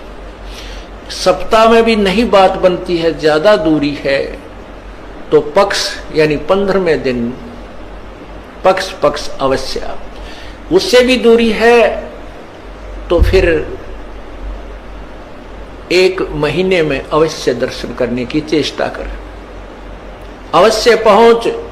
और फिर भी कुछ ज्यादा ही विदेश दूर चला गया है तो 6 महीने तक चूकिए मत। और भी ज्यादा कोई मजबूरी या दूर चला गया है तो 1 वर्ष में संत के दर्शन के लिए अवश्य आइए। और दूर रहते हुए फिर कैसी भावना रखे? लाख कोस जो गुरु बसे और शेष समुद्रा तीर, एक पलक भूले नहीं जो गुण हो शरीर। कहते हैं गुरुजी चाहे लाख कोस की दूरी पर बैठे हैं लेकिन दिल से दूर नहीं होने चाहिए। तो 1 साल में कोस अवश्य पहुंचना चाहिए। अब यहां भक्तों के शंका आती है कि गुरुजी अब 1.25 वर्ष तक अज्ञात रहे, दर्शन नहीं हो सके, तो क्या हमारे ऊपर क्या हमारा जो नाम तो फिर खंड नहीं हो गया है? ऐसा कुछ नहीं है। ये लीला परमात्मा की है। जैसे कोई एक्सीडेंट हो जाता है और वही उसमें टांग टूट जा, प्लास्टर बांधे रहना पड़ता है और चारपाई पे लेटा पड़ा रहना होता है। लेकिन जब ठीक हो जाए, जब थोड़ा ही पड़ा रहना है, फिर तो काम करे, घूमे, फिर अपने सारे कार्य सुचारू करे। तो ये कोई लीला है परमात्मा की, इनमें ऐसा कोई दोष नहीं आता। क्योंकि आप तो रो रहे थे, आप गुरु जी से दूर नहीं थे, आपकी आत्मा तड़फ रही थी और उन नादान लोगों ने स्वयं भी पाप कमा लिया जिन्हें हमारा विरोध करके ये ऐसा झूठा केस बनाकर परमात्मा के कुत्तों को सजा उन्होंने हमारे को प्रताड़नाएं दी है, जेल में डाला। अब मुझे इस बात का डर है कि उन गेला के बनेगी। तो क्या कह रहे हैं गुरुदेव? वर्ष में दर्श नहीं करे सो भगत साकट ठहराए, कबीर जय गुरु पर लोक गमन करे सीख मानियो शीस। यदि आपके गुरुदेव परलोक गमन कर जाते हैं, सतलोक में चले जाते हैं, पहली बात तो भैया वर्तमान कलयुग की बिचली पीढ़ी में उन आत्माओं के सौभाग्य का कुछ कहा ही नहीं जा सकता जो अपने गुरुजी के रहते सहते अपनी भक्ति सफल करके सतलोक चले जाएंगे। और मान लीजिए किसी कारण से हम यहां रह गए, अभी हमारा समय नहीं आया, भक्ति पूरी हुई नहीं है, और यदि हमसे पहले गुरुदेव सतलोक चले गए, आज जिस रूप में गुरुदेव आए हुए हैं, यदि अपने लोक में चले जाते हैं, प्रस्थान कर जाते हैं सतलोक को, और हम यदि रह जाते हैं, तो उसके बाद हमने क्या सावधानी बरतनी है। कबीर जय गुरु परलोक गमन करे, यानी सतलोक चले जाएं, सीख मानिए शीस। उसके बाद हमने केवल गुरु जी की शिक्षाओं पे चलना है, उनकी प्रत्येक मर्यादा में रहकर, प्रत्येक आज्ञा का पालन करके, जो उन्होंने हमें बताया, समझाया, सिखाया, जिस कारण से हमारा मोक्ष होगा, हमने उनकी प्रत्येक मर्यादाओं को, उनकी आज्ञा मानकर हमने आजीवन करते रहना है। नाम को खंड नहीं होने देना, मर्यादा नहीं टूटनी चाहिए। केवल गुरु की आज्ञा की बात हो रही है, किसी भगत की देखा देखी नहीं करना, गुरु के परिवार की बातें मान के नहीं चलना, किसी कोऑर्डिनेटर की बातों में आके नहीं भक्ति करनी। गुरु के ज्ञान आधार से तोल लेना। आपको जो मर्जी कोई आज्ञा दे, कोई आदेश दे, कुछ भी कहे, उसके आदेश को अपने गुरुजी के सत्संग से विचार कर लेना कि यह सही है या गलत है, उसके बाद ही भक्ति पे वो कदम आगे रखना। तो कहते हैं कबीर जय गुरु सतलोक गमन करे, सीख मानिए शीस, और हरदम गुरु को साथ जानकर सुमरो नित जगदीश।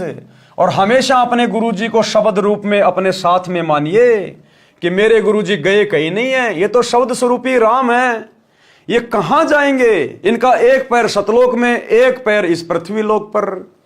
अगर गुरु पृथ्वी छोड़ के चला गया तो जीव भक्ति कर ही नहीं सकता। कहते हैं आग लगी आकाश में, झड़झड़ पड़े अंगार, और सतगुरु ना हो धरती पर तो जल मरे संसार। तो सतगुरु हमेशा हमारे साथ में रहेंगे। ये तो काललोक के नियम अनुसार, विधान अनुसार, जो स्वयं इस परमात्मा ने बनाया है कि यहां ना कोई अमर है ना कोई अमर रहेगा, ये तो मृत्यु लोक है। और हमारे गुरुदेव भी एक संत की भूमिका कर रहे हैं, एक इंसान रूप में आके संत की भूमिका कर रहे हैं। तो इंसान की जितनी उम्र होती है, उस उम्र को पूरा करके गुरुदेव ने भी यहां की मर्यादाओं को बनाए रखते हुए यहां से जाना पड़ता है।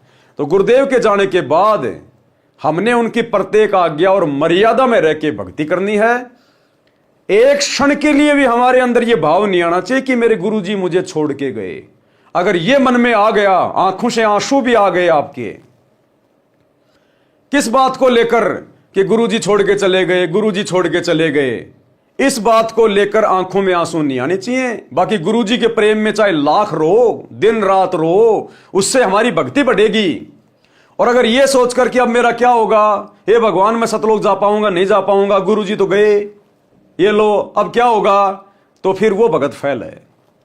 और बाकी जब गुरुजी सतलोक जा रहे हैं तो उनके प्यार में रहो, उनसे प्रार्थना करो कि हे गुरुदेव भगवान अपने दास के ऊपर दया करना, मेहन करना मालिक, हे बंदी छोड़, मेरे घर पर मेरे घट में शब्द रूप में सदा विराजमान रहना गुरुदेव, मुझे आशीर्वाद देना, मुझे हिम्मत देना गुरुदेव कि मैं शौपन में भी कभी आपकी मर्यादा ना तोड़ूं।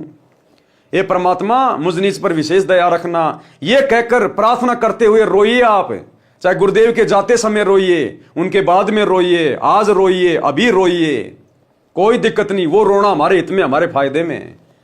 लेकिन मन में यह सोचकर कि लो जी गुरुजी तो गए, अब मेरा क्या होगा, फिर वो भगत फैल है, क्योंकि वो फिर ज्ञान आधारी नहीं है। तो क्या कह रहे हैं कि हमेशा अपने गुरुदेव को सतलोक गमन के बाद शब्द रूप में अपने साथ में समझना चाहिए। भाई और बहनों, ये बहुत विशेष पॉइंट है। और जिस दिन गुरुदेव भगवान यहां से गमन करेंगे, वो हमारी एक और परीक्षा होगी कि कितने भक्तों के मन में कच्चापन आएगा कि लो जी गुरुजी तो गए, अब तो हो गया हमारा मोक्ष। गुरुदेव के जाने के बाद तो भक्तों ने और ज्यादा दृढ़ हो जाना चाहिए कि भैया सतगुरु धरती से प्रस्थान कर गए, अब यदि मर्यादा टूट गई तो कोई नाम शुद्धिकरण काम नहीं करेगा। अब ये ड्रामेबाजी नहीं चलेगी, नाम टूट गया शुद्ध करवा लो, टूट गया शुद्ध करवा लो। अभी तक तो शुद्ध करने वाला धरती पे था, अब सतगुरु चले गए, अब तेरा नाम कहीं शुद्ध नहीं होने वाला अगर मर्यादा तोड़ दी तो उस भगत ने तो मरना मंजूर, लेकिन मर्यादा नहीं टूटने देनी है।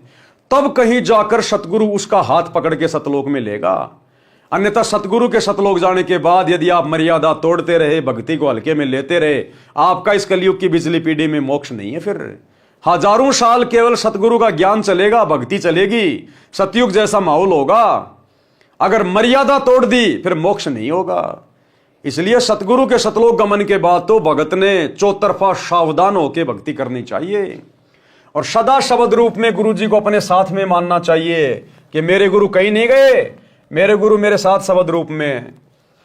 और गुरु को शब्द रूप में वही मानेगा जो साध संगति से जुड़ा होगा, जो गुरु को इष्ट मान चुका होगा।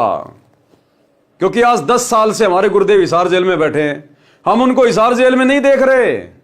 हमने तो गुरु का घर घर में आसन लगा दिया, बेड लगा दिया, रोजाना भोग लगा रहे हैं अपने बाप को, रोजाना उनकी चरण सेवा कर रहे हैं।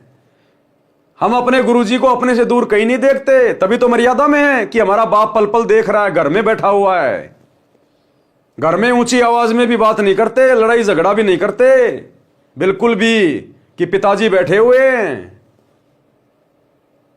तो इस भाव से तो जब हमने आज ही इस परीक्षा के समय में जैसा गुरु चाहता है, आज ही हमने अपने गुरु को शब्द रूप में मान रखा कि घट ही में गंगा, घट ही में जमुना और घट ही में है जगदीश। जगदीश कौन? हमारे गुरु जी। हम तो आज ही उनको शब्द रूप में मान के भक्ति कर रहे हैं, तभी तो हम मर्यादा नहीं तोड़ रहे, तभी तो हम इन फर्जी आश्रमों में नहीं जाते। आज गुरु जी की गैर हाजिरी में किसी कुपात्र को ज्योति पाठ और दान का पैसा नहीं देते, राजनेताओं की रैलियों में धक्के नहीं खा रहे, गुंडों की सीबीआई जांच का समर्थन नहीं कर रहे, हम किसी की धर्मशाला नहीं बनवा रहे, लड्डू जलेबी बर्फी के चक्कर में आश्रमों में अपने पैर तोड़ने नहीं जाते हम गुरु की गैर हाजिरी में। क्यों? क्योंकि हमें विश्वास है कि गुरु तो मेरे घर पे बैठा है, फिर मैं कहां धक्के खाऊं। अरे मेरा घर आश्रम है, जिसका घर शमशान घाट है वो जाओ उन फर्जी आश्रमों में, जिनका गुरु शब्द रूप में घर नहीं बैठा है वो जाओ उन आश्रमों में, ये सोचकर कि गुरु जी को तो आश्रम में बांध रखा है, वही जाके मिलेंगे गुरु जी। तो हमने तो आज ही गुरु जी को शब्द रूप में मानकर अपने आध्यात्मिक क्रियाएं शुरू कर रखी हैं। इसलिए गुरुदेव के सतलोक गमन के बाद हम सत्सेवकों पे कोई फर्क नहीं पड़ेगा, चाहे गुरु जी सतलोक में रहो चाहे धरती पे रहो, हमें तो पता है कि हमारा बाप शब्द स्वरूपी राम है। अरे हम आज अपने गुरु जी को हाड़मास का थोड़ी मान रहे हैं, हम तो शब्द रूप में मान रहे हैं, तभी तो हम उनका सतगुरु प्रकट दिवस मना रहे हैं। हम गुरु जी का जन्मदिन नहीं मनाते, गुरु के अलावा किसी और को परमात्मा मान के, उस कागज के कबीर को, नकली कबीर को, जून के महीने में कबीर प्रकट दिवस नहीं मनाते। प्रकट केवल एक ही होता है और वो वर्तमान में हो चुका है, सतगुरु रामपाल जी। तो हम तो अपने गुरु जी का प्रकट दिवस मना रहे हैं, हम तो शब्द रूप में मान रहे हैं। गरीब ऐसा सतगुरु हम मिला, तेज पुंज के अंग, झिलमिल नूर जहूर है, नर रूप श्वेत रंग। तो हम आज कहां मान रहे हैं कि हमारे गुरु जी आड़मास में है? हम तो आज भी उनको शब्द स्वरूपी मान रहे हैं। हम तो रोज नित्य नियम कर रहे हैं कि हमारे गुरु जी का शरीर है नहीं, ये दिखाई देने वाला शरीर आड़मास का नहीं है, नूरी है, तेज पुंज का है। तभी तो हम उनका प्रकट दिवस मना रहे हैं, क्योंकि जो प्रकट होता है उसका आड़मास का शरीर नहीं होता। जो अपने गुरु को मां के गर्भ से जन्म लिया हुआ मानेगा वो सतगुरु का कभी प्रकट दिवस नहीं मनाएगा।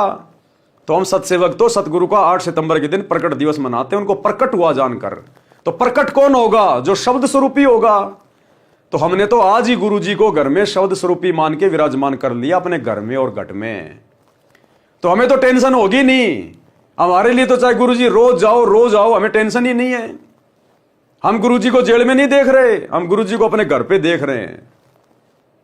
और पल पल हमारा गुरु हमारे साथ में, पल पल। अगर हमारे साथ में गुरु ना हो, इस रजोगुण से दूर होना ब्रह्मा विष्णु महेश की बस की बात नहीं। ये जवान जवान सत्सेवक कहां से हो जाएंगे?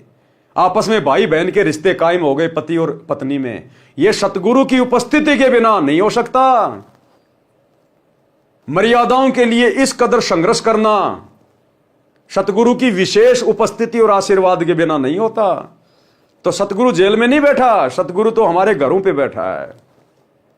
तो साध संगति से जुड़े हुए जो भाई बहन होंगे वो अंत में धोखा नहीं खाएंगे, जब गुरुदेव यहां से लीलामय रूप से जाएंगे अपने लोक को, सतलोक को।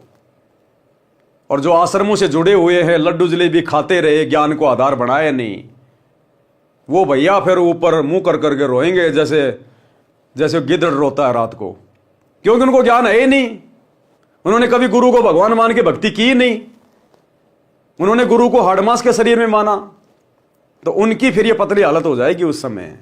तो कहते हैं सतगुरु के सतलोक गमन के बाद उनको शब्द रूप में सदा अपने पास रखना चाहिए, मानना चाहिए। हरदम गुरु को साथ जानकर सुमरो नित जगदीश, यानी रोजाना अपनी 3 समय की आरती, सत्संग सुनना, सुमरण करना, 5 यज्ञ करना अपना जारी रखें। कबीर गुरु मरा मत जानियो, वस्त्र त्याग्या स्थूल, कि भगत ने अपने गुरुजी को मरा हुआ नहीं समझना चाहिए। अगर अपने गुरु को मरा हुआ जान लिया तो भगत जन्म मरण में रहेगा, क्योंकि हम तो अविनाशी की भक्ति करके अविनाशी पद को प्राप्त करेंगे। और जन्म मरण वाले सतगुरु को यदि हमने ये मान लिया कि हमारे गुरुजी का तो जन्म हुआ है, हमारा गुरुजी तो मर गया, हम जिंदगी में कभी जन्म मरण से दूर नहीं हो सकते। तो गुरु को अविनाशी भी केवल सत्सेवकों ने माना है कि ना सतगुरु जननी जने और जाके माना बाप, पिंड ब्रह्मंड से रहित है ना वहां तीनों ताप। तो कहते हैं गुरु को मरा मत जानिए, वस्त्र त्याग्या स्थूल, और सूक्ष्म देही गमन करी खिला अमर वह फूल। कबीर सतलोक में बैठकर गुरु निरखे तो है, गुरु तजना और मानियो अध्यात्म हानि होए। कि भैया सतलोक गमन करने के बाद सतलोक में बैठा बैठा तेरा गुरु तुझे पल पल देख रहा है। क्या कह रहे हैं कबीर, सतलोक में बैठकर गुरु निरखे तो है। अगर गुरु एक जीव है, गुरु अगर उस कबीर का भेजा हुआ दास है, तो सतलोक में जाकर बैठकर हमारे को क्या देखेगा? वो क्या देखेगा? वहां से तो परमात्मा देखता है, कबीर भगवान देखता है, सतगुरु क्या देखेगा अगर एक जीव है तो कहते हैं कबीर सतलोक में बैठकर गुरु निरखे तो है। तो सतलोक में बैठकर पल पल हमारे को देखने वाला जीव नहीं हो सकता, अर्थात हमारा गुरु स्वयं कबीर भगवान है, कबीर परमात्मा है जो सतगुरु रूप में आए हुए हैं। तो कहते हैं तेरा गुरु तुझे पल पल देख रहा होगा। कोई भी भक्ति क्रिया भंग मत कर देना, मन में दोष पैदा मत कर लेना, भक्ति को हल्के में मत ले लेना। तेरा गुरु तुझे पल पल देखेगा, वहां से पल पल। गुरु तज और ना मानियो अध्यात्म हानि होए। गुरु की शिक्षाओं के अलावा किसी और के चक्कर में आके भक्ति बर्बाद मत कर लेना कि लो जी गुरुजी तो सतलोक चले गए, अब तो गुरुजी के बेटा बेटी की माननी पड़ेगी, गुरुजी की पत्नी की माननी पड़ेगी, गुरुजी के भाई की माननी पड़ेगी, अरे ये भगत तो गुरुजी के साथ रहता था, इस भगत की माननी पड़ेगी।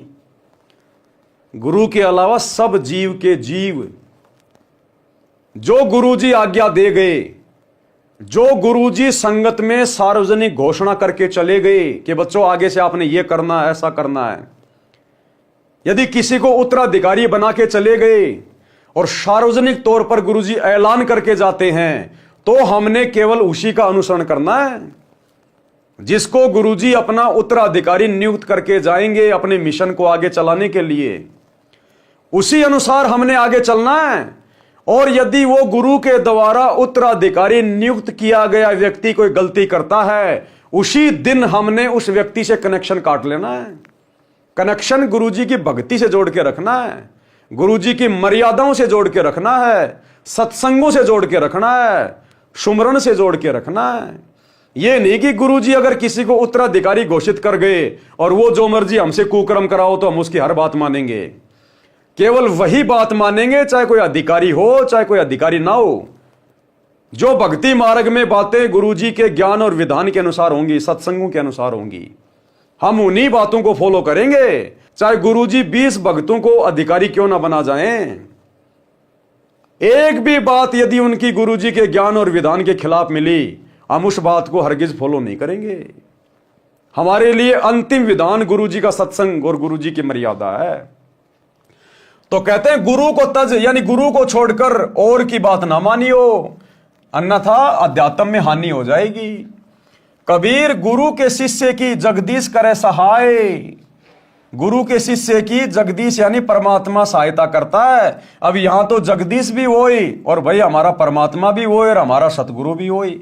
गुरु गोविंद दो नहीं भाई, जब तक दो समझोगे दो जग में जाई। ये तो लीला करता परमात्मा भिन्न भिन्न समय में आके अपने आप को परमात्मा से अलग दर्शा के, क्योंकि डायरेक्ट कहे कि मैं परमात्मा हूं, मैं भगवान हूं, मैं कबीर हूं, तो कोई उसको मानता नहीं। इसलिए हर बार ये परमात्मा गुरु रूप में आता है, सतगुरु रूप में आता है और अपने से अन्य किसी और को परमात्मा बताता है कि परमात्मा तो सतलोक में है, सत्य पुरुष है, ताकि लोग उनके ज्ञान को सुने। अगर डायरेक्ट कह दे कि मैं भगवान हूं तो कोई उनका सत्संग भी ना सुने। इसलिए अपने से अन्य को परमात्मा दर्शा के ये वाणी लिखी हुई है, जबकि गुरु स्वयं ही कबीर है, स्वयं परमात्मा, स्वयं ही सत्य पुरुष है।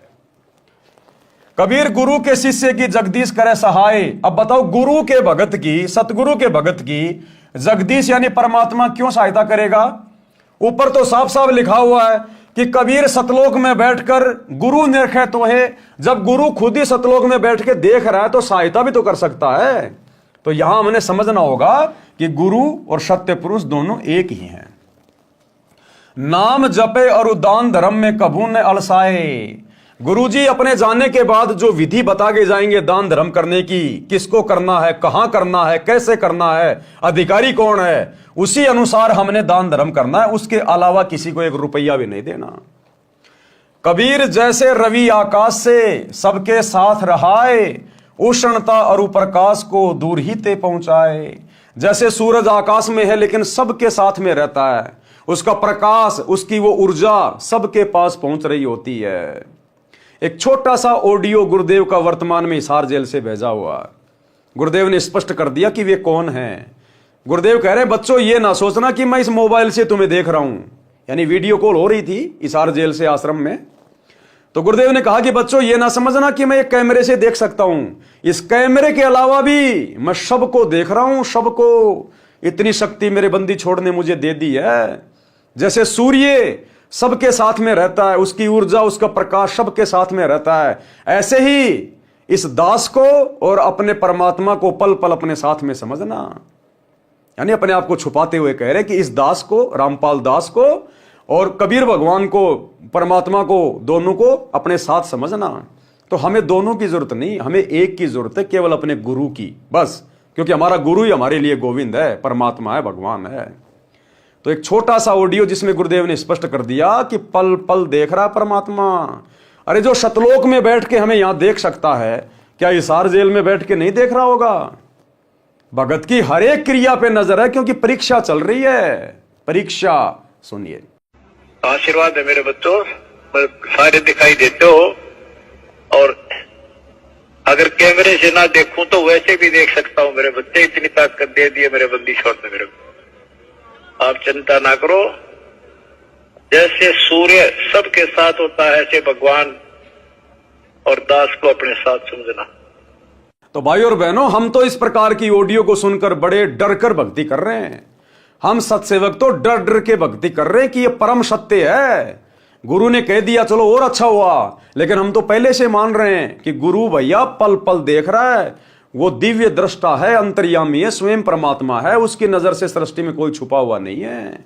इसलिए हम सत्सेवक भाई बहन ये गंदी राजनीति करना, दुनियादारी करना हम नहीं करते ये सब काम।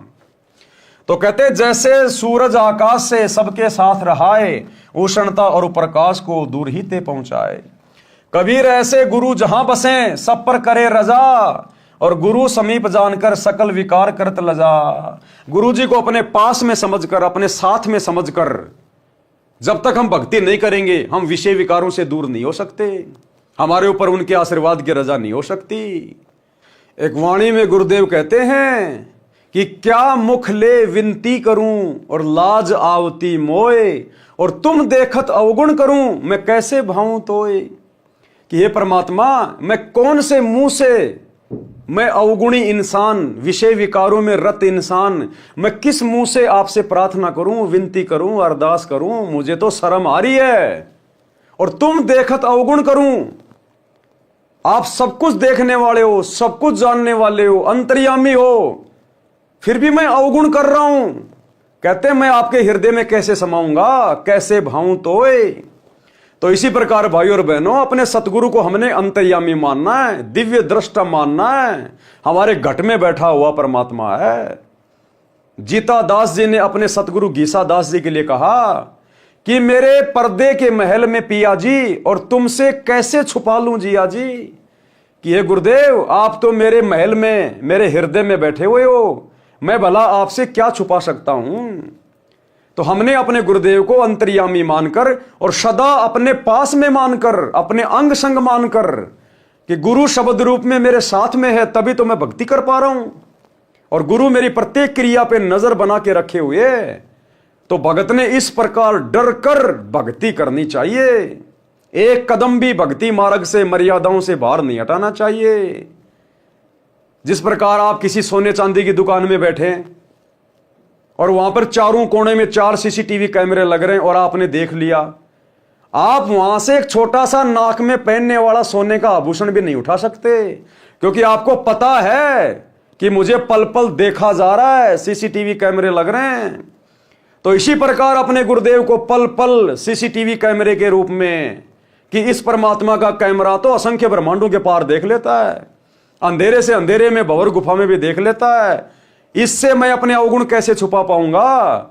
मुझे अंत में शरीर छोड़ के उसी के पास जाना है, मैं क्या मुंह दिखाऊंगा?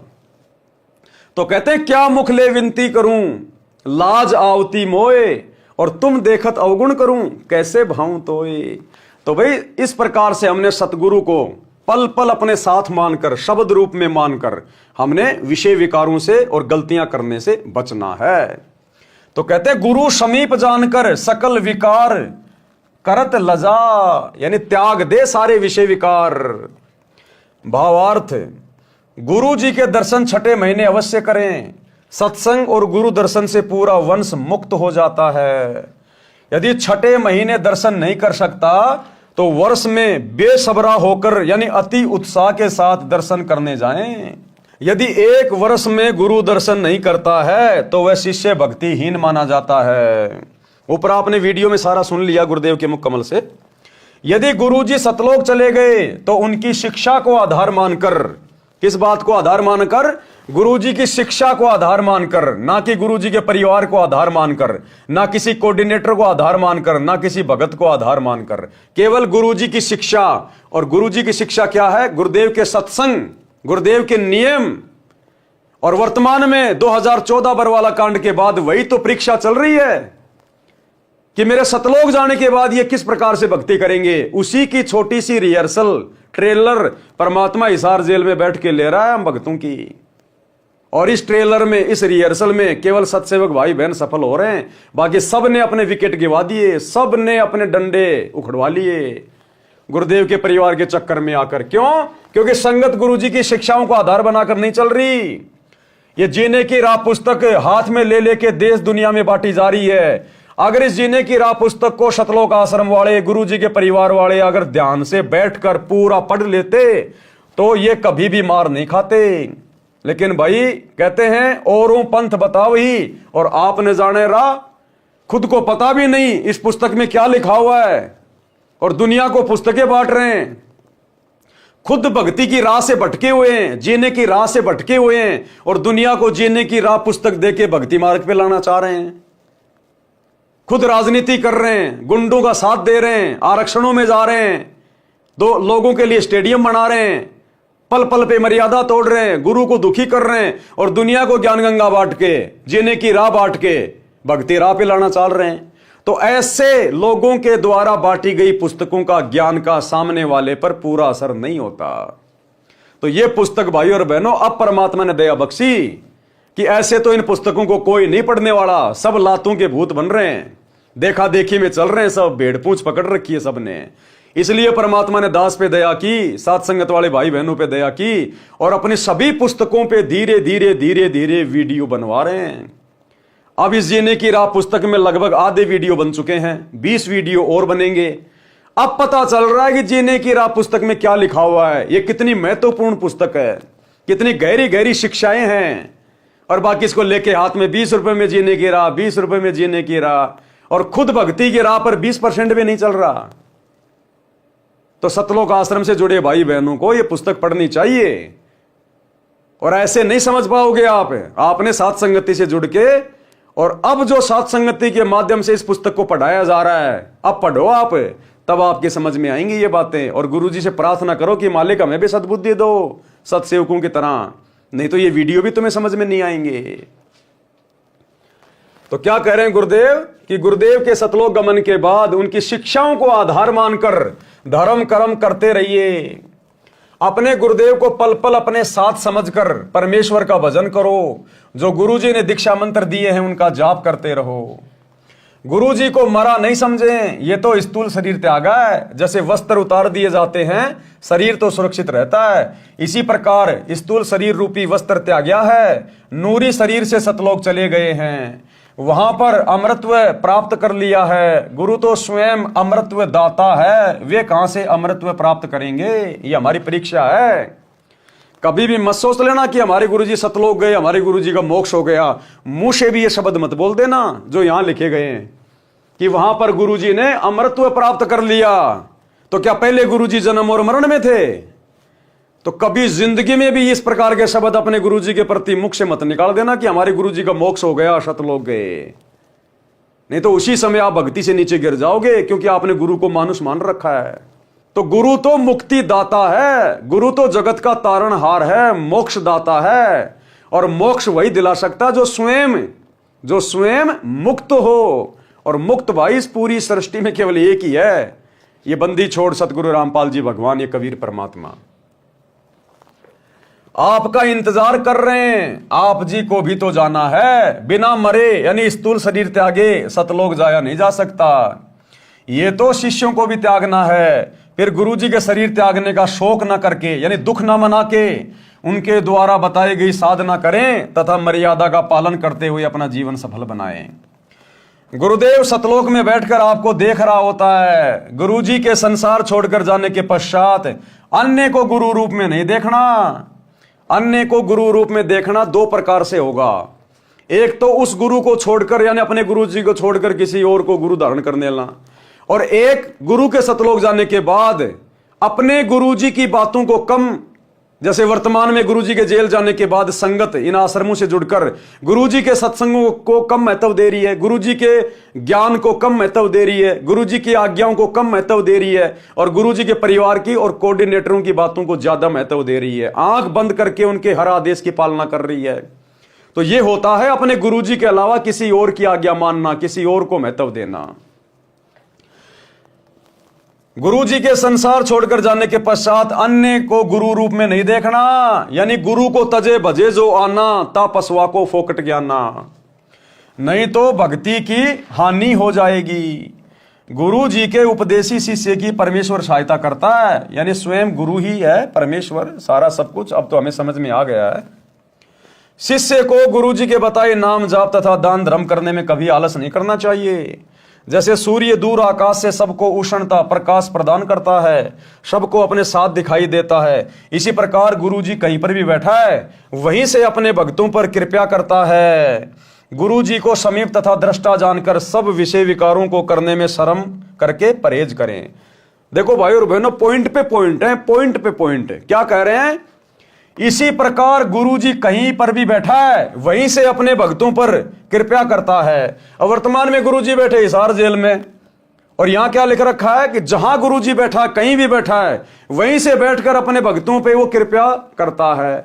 तो बताओ फिर हम अपने गुरु जी की कृपा लेने के लिए इन फर्जी आश्रमों में क्यों धक्के खाएं, जब गुरु जी खुद कह रहे हैं कि गुरु जहां भी बैठा वहीं से अपने भक्तों पे वो कृपा करता है। तो गुरु जी बैठे हिसार जेल में और संगत धक्के खा रही इन फर्जी आश्रमों में, तो ये तो मूर्खता हो गई ना। आप सही भक्ति करो, गुरु को परमात्मा मानो, मर्यादा में रहो। गुरु चाहे कहीं भी बैठा है वहीं से आपके ऊपर कृपा करेगा। तो इसलिए हम सत्सेवक गुरु की गैर हाजिरी में इन फर्जी आश्रमों में कहीं धक्के नहीं खाते।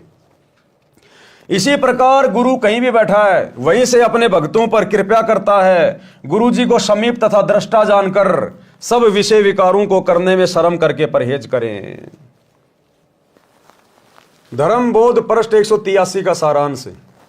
कबीर कहते जनकादिक गृही जो नित धर्म परवीन, पायो शुभ गति आप ही और अनहु मति दीन।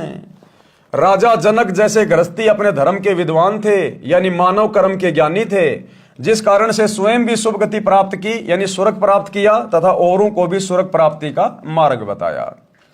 कबीर हरि के हेत न देत धन देत कुमार्ग माही, ऐसे अन्यायी अधम बांधे यमपुर जाई।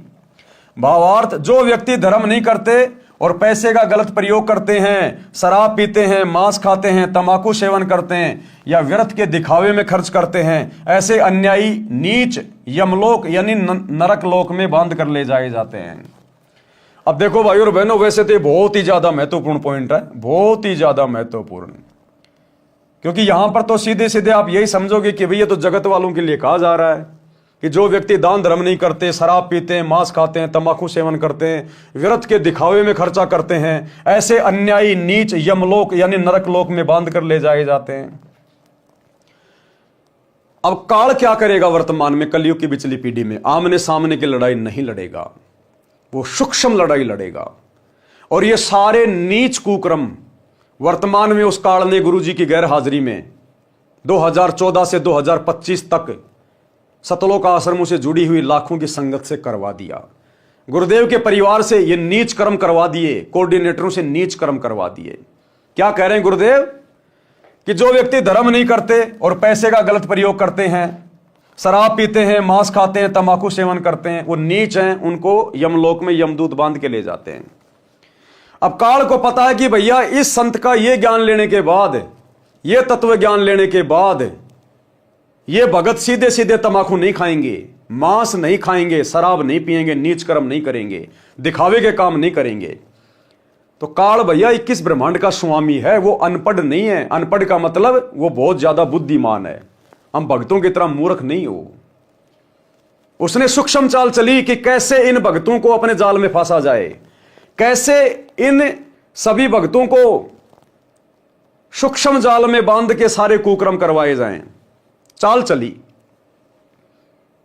कि भगत बड़ा विश्वासी होता है, भगत भोला भाला होता है। ये भगत विश्वास किस पे कर रहे हैं, उस व्यक्ति को पकड़ा जाए।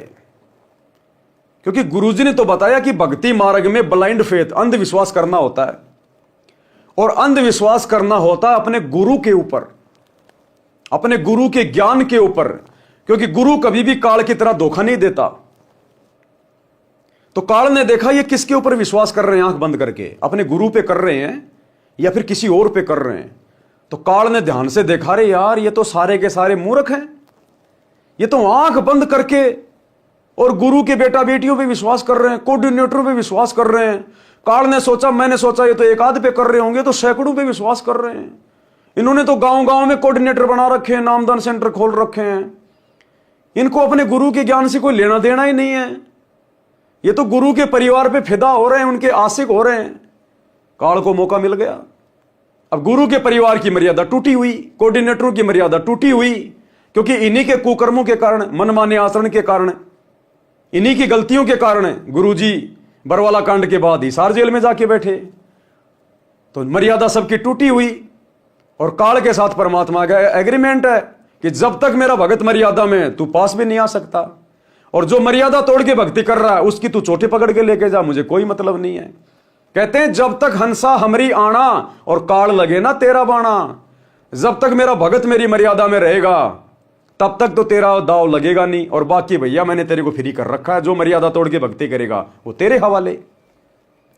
तो काल ने देखा ये लाखों की संगत भेड़ चाल में चल रही है, इनको संत के ज्ञान से, संत की मर्यादाओं से कोई लेना देना नहीं है।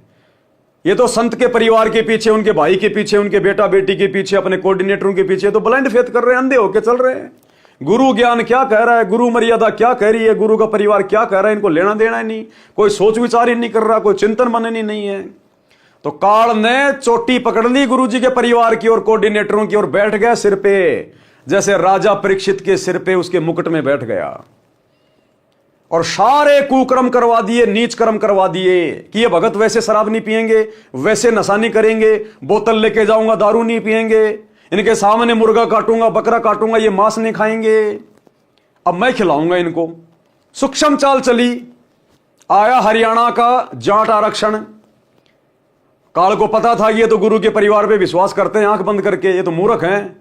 गुरु के परिवार के माध्यम से कहलवा दिया, पीला पर्चा निकलवा दिया कि गुरु जी का आदेश है, जबकि गुरु जी का कोई आदेश नहीं जाट आरक्षण में जाने का, ना कोई ऑडियो, ना कोई वीडियो, ना कोई ज्ञान में कोई आदेश कि भाई गुरु जी का आदेश है हरियाणा के जाट आरक्षण में भक्तों ने उनके धरनों पे बैठना है। सब भक्तों को बैठा दिया बसों में भर भर के, और करोड़ों में चंदे के रूप में हरियाणा के जाट आरक्षण में पैसा दे दिया गया, भक्तों के दान का, ज्योति पाठ का।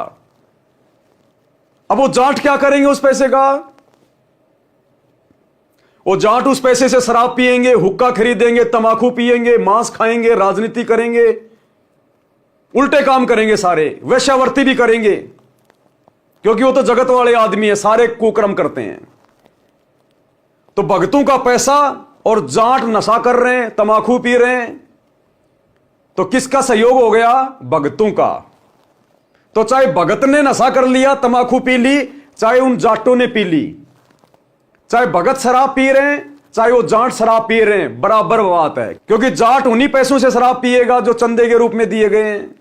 भगतों का पैसा, तो जाट शराब पियो, बियर पियो, दोष बराबर का उन भगतों को भी लगेगा। जाट मांस खाएंगे, राजनीति करेंगे, उल्टे काम करेंगे, उस पैसे से बराबर के दोषी भगत भी बन रहे हैं, क्योंकि भक्तों के सहयोग से सारा काम हो रहा है। क्योंकि गुरु ने तो कहा था कि पात्र को पात्र पहचान के ताही दीजिए दान, कि सुपात्र को दान देना चाहिए। भक्तों ने दे दिया कुपात्रों को, गुरु के परिवार को। गुरु के परिवार ने वो पैसा आगे अपने भाईचारे में लुटा दिया। अब भाईचारा शराब पी रहा है, तमाकू पी रहा है, मांस खा रहा है, राजनीति कर रहा है, उल्टे काम कर रहा है। सहयोग किसका? संगत का। तो काल ने सबको शराब पिला दी, सबको मांस खिला दिया, सबको तमाकू पिला दी। और दिखावा क्या लिख रहे हैं गुरुदेव? जो व्यर्थ के दिखावे में खर्च करते हैं। अब जाटों की धर्मशाला 1 करोड़ रुपए में बनवाई जा रही है, गुरुजी के दोनों लड़के बनवा रहे हैं। व्यर्थ का दिखावा है। क्या मतलब है 5वां फ्लोर बनाने का? क्या मतलब है उस जाट धर्मशाला का भक्तों के द्वारा 5वां फ्लोर बनवाना? गुरुजी के लड़के कौन सी अपनी औरतों के जेवर बेच के धर्मशाला बनवा रहे हैं? भक्तों का ज्योति पाठ का दान का पैसा। तो वो धर्मशाला बनवाना, 5वां फ्लोर बनवाना व्यर्थ का दिखावा हो गया? गुरुजी ने तो कभी कहा नहीं तुम किसी की धर्मशाला बनवाओ। गुरुजी कहते हैं घर तो 3.5 आध गणा तो 4.25, इससे अधिक जो चाहते उनको नहीं है ज्ञान। तो गुरुजी के आदेश के खिलाफ काम हो रहा है, तो ये दिखावा हो गया, व्यर्थ का दिखावा, मान बढ़ाई के लिए। तो दोषी कौन हुआ? जो पैसा देके सहयोग कर रहे हैं, संगत बराबर की दोषी। तो ये सारे पॉइंट वर्तमान में सतगुरु की संगत के ऊपर लागू हैं। और अंत में इस संगत को यम के दूत गर्दन पकड़ के इन नीच कर्मों के कारण यमलोक में लेके जाएंगे। ये सतगुरु है, कोई ऐरा गहरा संत नहीं है। 30 साल से परमार्थ के लिए इतना संघर्ष कर रहा है। इस दिन के लिए कर रहा था क्या कि 30 साल तक ज्ञान देने के बाद भी मेरे भगत यही नीच कर्म करें, ऐसे ही अपनी मर्यादा तोड़ें, ऐसे ही अपने गुरु जी को काल के सामने लज्जित करें? क्या इसलिए गुरु ने ज्ञान दिया? क्या इसलिए गुरु संघर्ष कर रहा है? क्या इसलिए गुरु ने पुस्तकें लिखी अपना अनमोल समय निकाल के? तो ये संगत सारे कुकर्म कर रही है, सारे कुकर्म परिणाम भोगने पड़ेंगे। क्या कह रहे हैं गुरुदेव? जो व्यक्ति धर्म नहीं करते और पैसे का गलत प्रयोग करते हैं, यहां तो धर्म के नाम पे पैसा लिया जा रहा है गुरुजी के परिवार के द्वारा, और उस पैसे का फिर गलत प्रयोग किया जा रहा है। शराब पीते हैं, मांस खाते हैं, तमाकू सेवन करते हैं, या व्यर्थ के दिखावे में खर्च करते हैं। ऐसे अन्यायी नीच यमलोक यानी नरक लोक में बांध कर ले जाए जाते हैं। भगत व्यवहार कैसा हो, यानी भगत का व्यवहार कैसा होना चाहिए, भगत का आचार विचार व्यवहार कैसा होना चाहिए, बोलचाल कैसी होनी चाहिए, भगत का उठना बैठना देखना निगाह दृष्टि कैसी होनी चाहिए। तो इस विषय में भाइयों और बहनों हम कल रात्रि 8 बजे गुरुदेव के आशीर्वाद से आगे बढ़ेंगे। आज के वीडियो में हम केवल यही समाप्त करेंगे। कल रात्रि 8 बजे सभी भाई बहन फिर से लाइव जुड़िए। तब तक गुरुदेव भगवान हम सबको आज्ञा दें, इजाजत दें, सद्बुद्धि दें, आशीर्वाद दें। बंदी छोड़ सतगुरु रामपाल जी भगवान की जय हो।